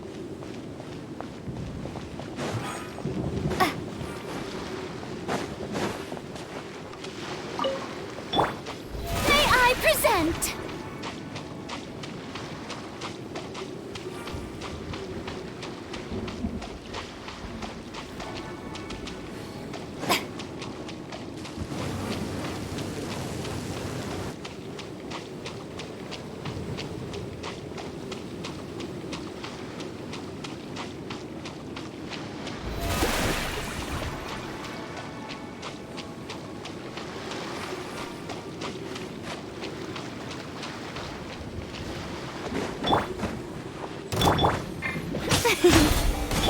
Shatter! Spring forth! Bow your head.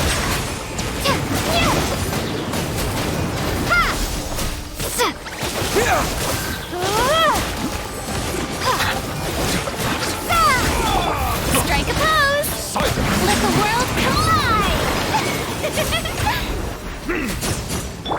Scatter!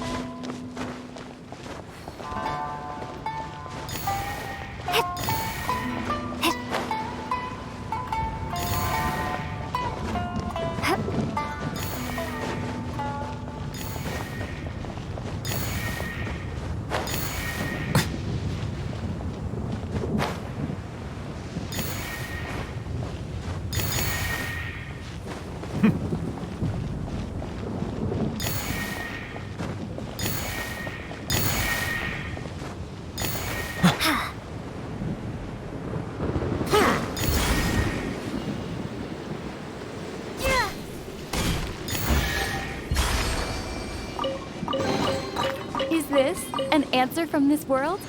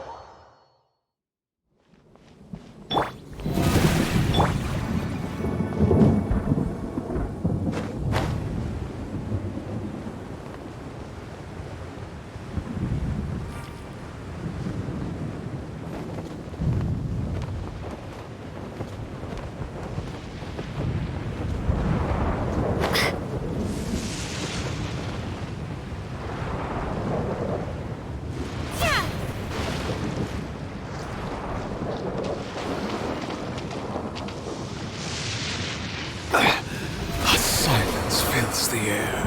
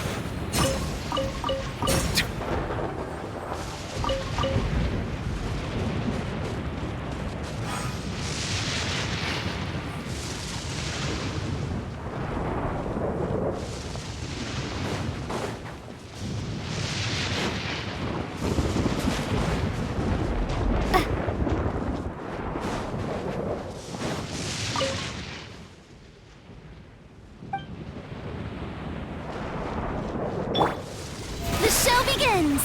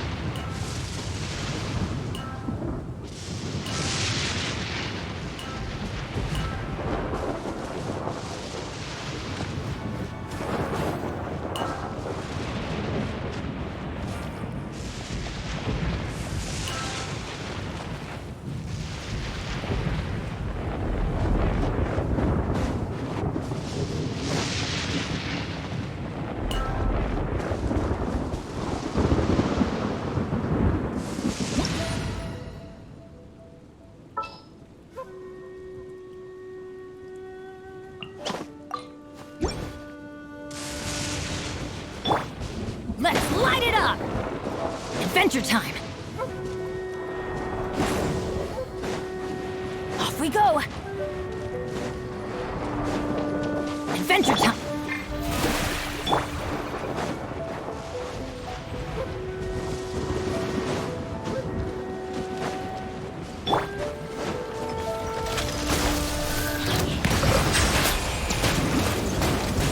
Time to shine! Let the mighty be humble. Going in! Yoo-hoo!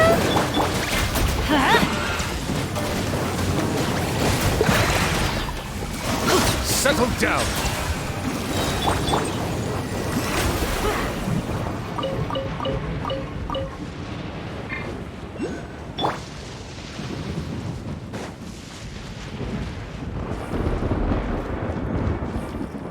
Let's light it up!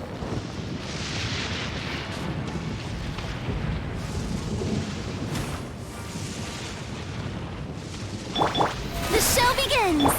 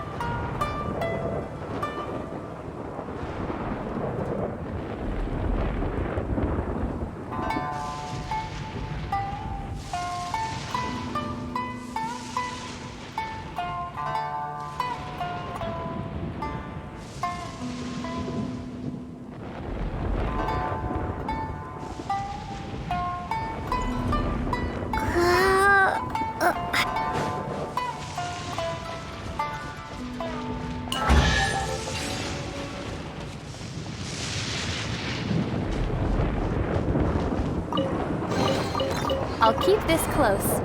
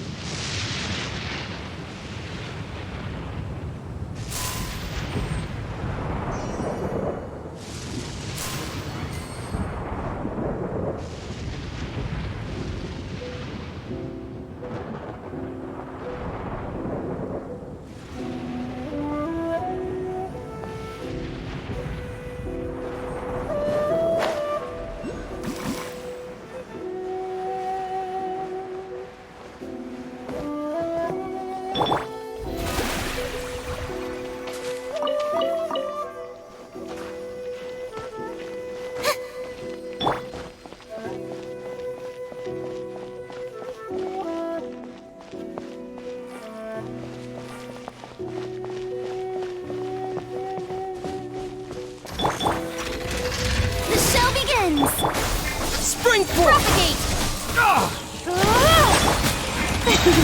Let the world collide! Be sanctified.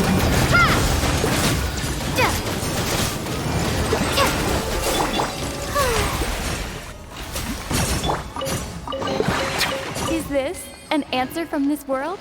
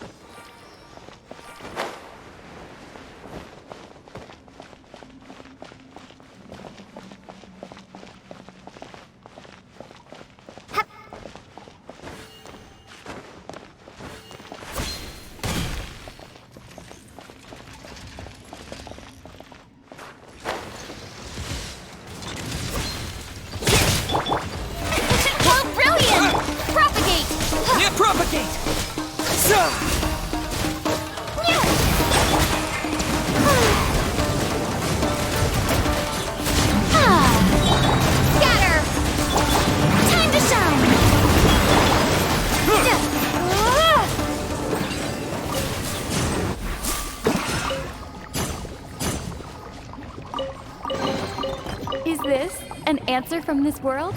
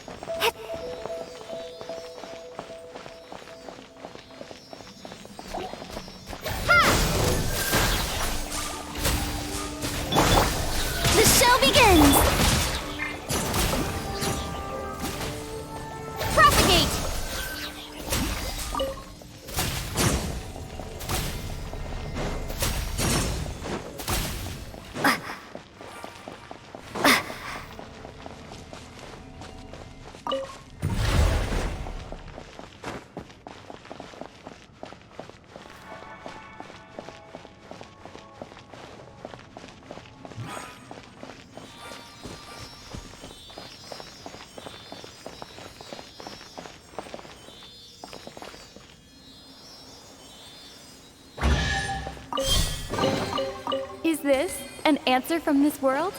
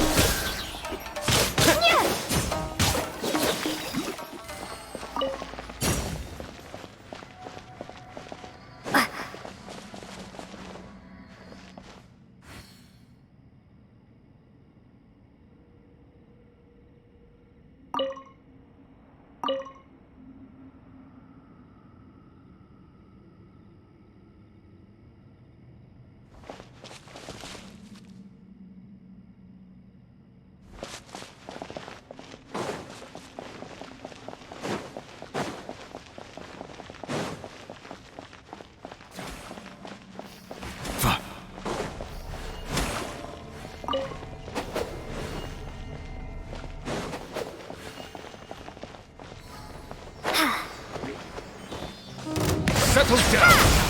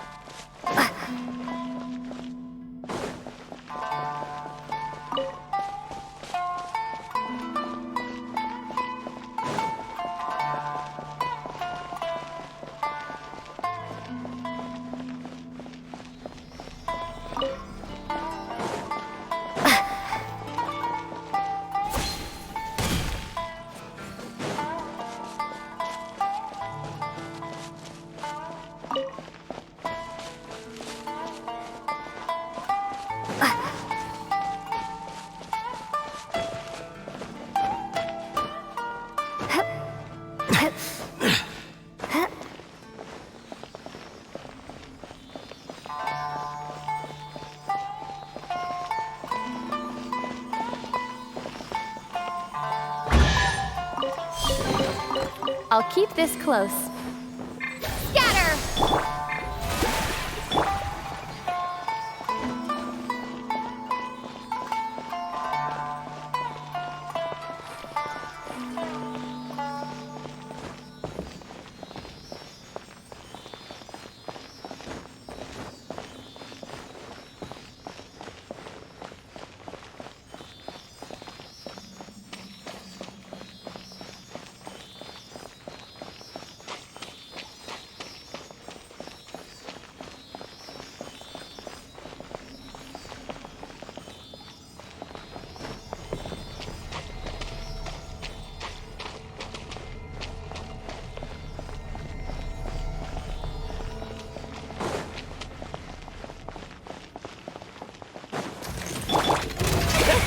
Brilliant! Spring forth! Ha!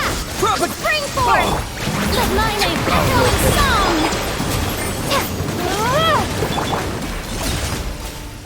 Propagate!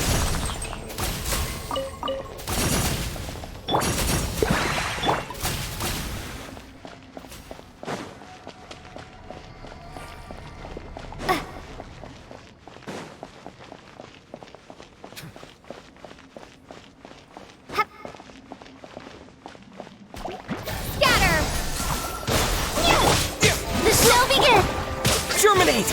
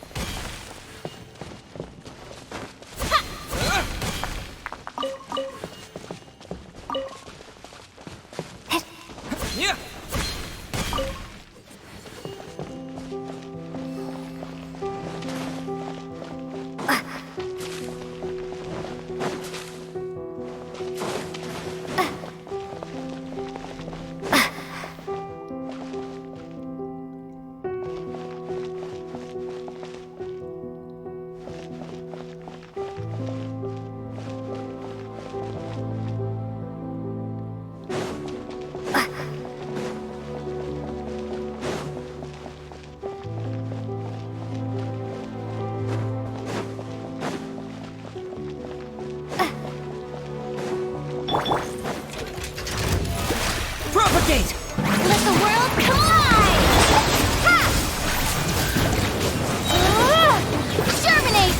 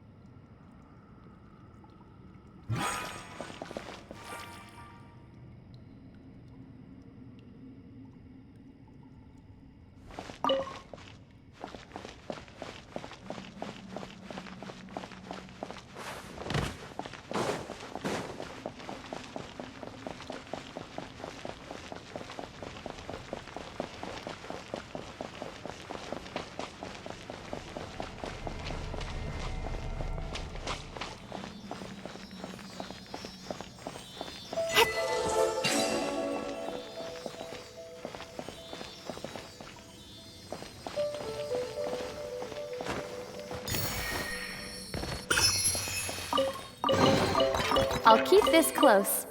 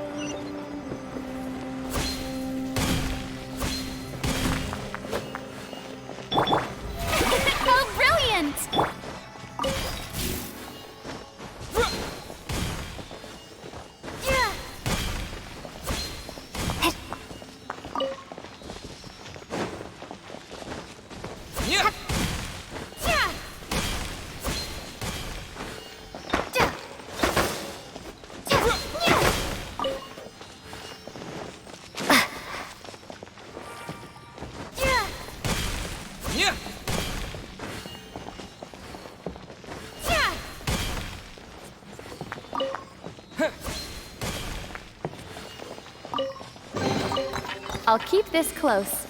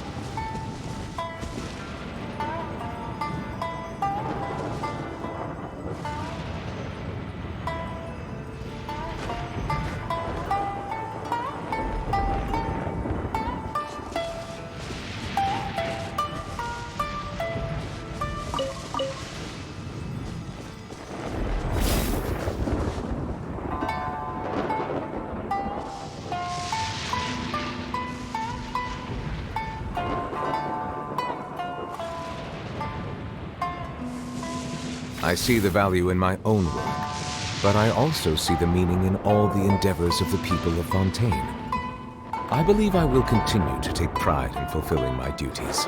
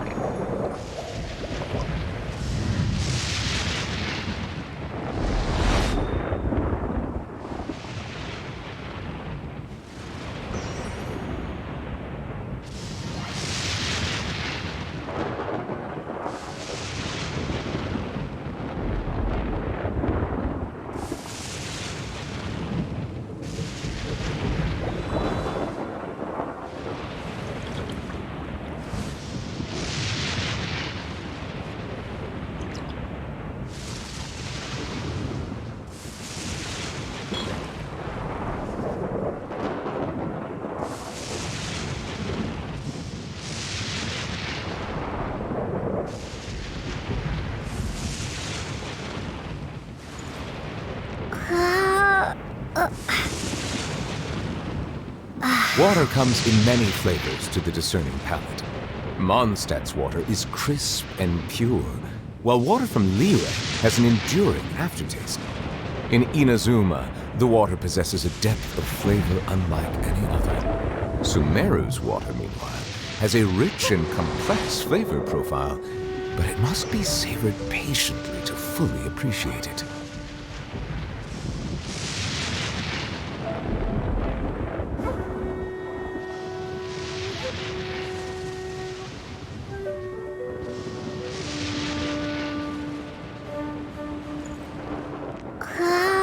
I see the value in my own work, but I also see the meaning in all the endeavors of the people of Fontaine. I believe I will continue to take pride in fulfilling my duties.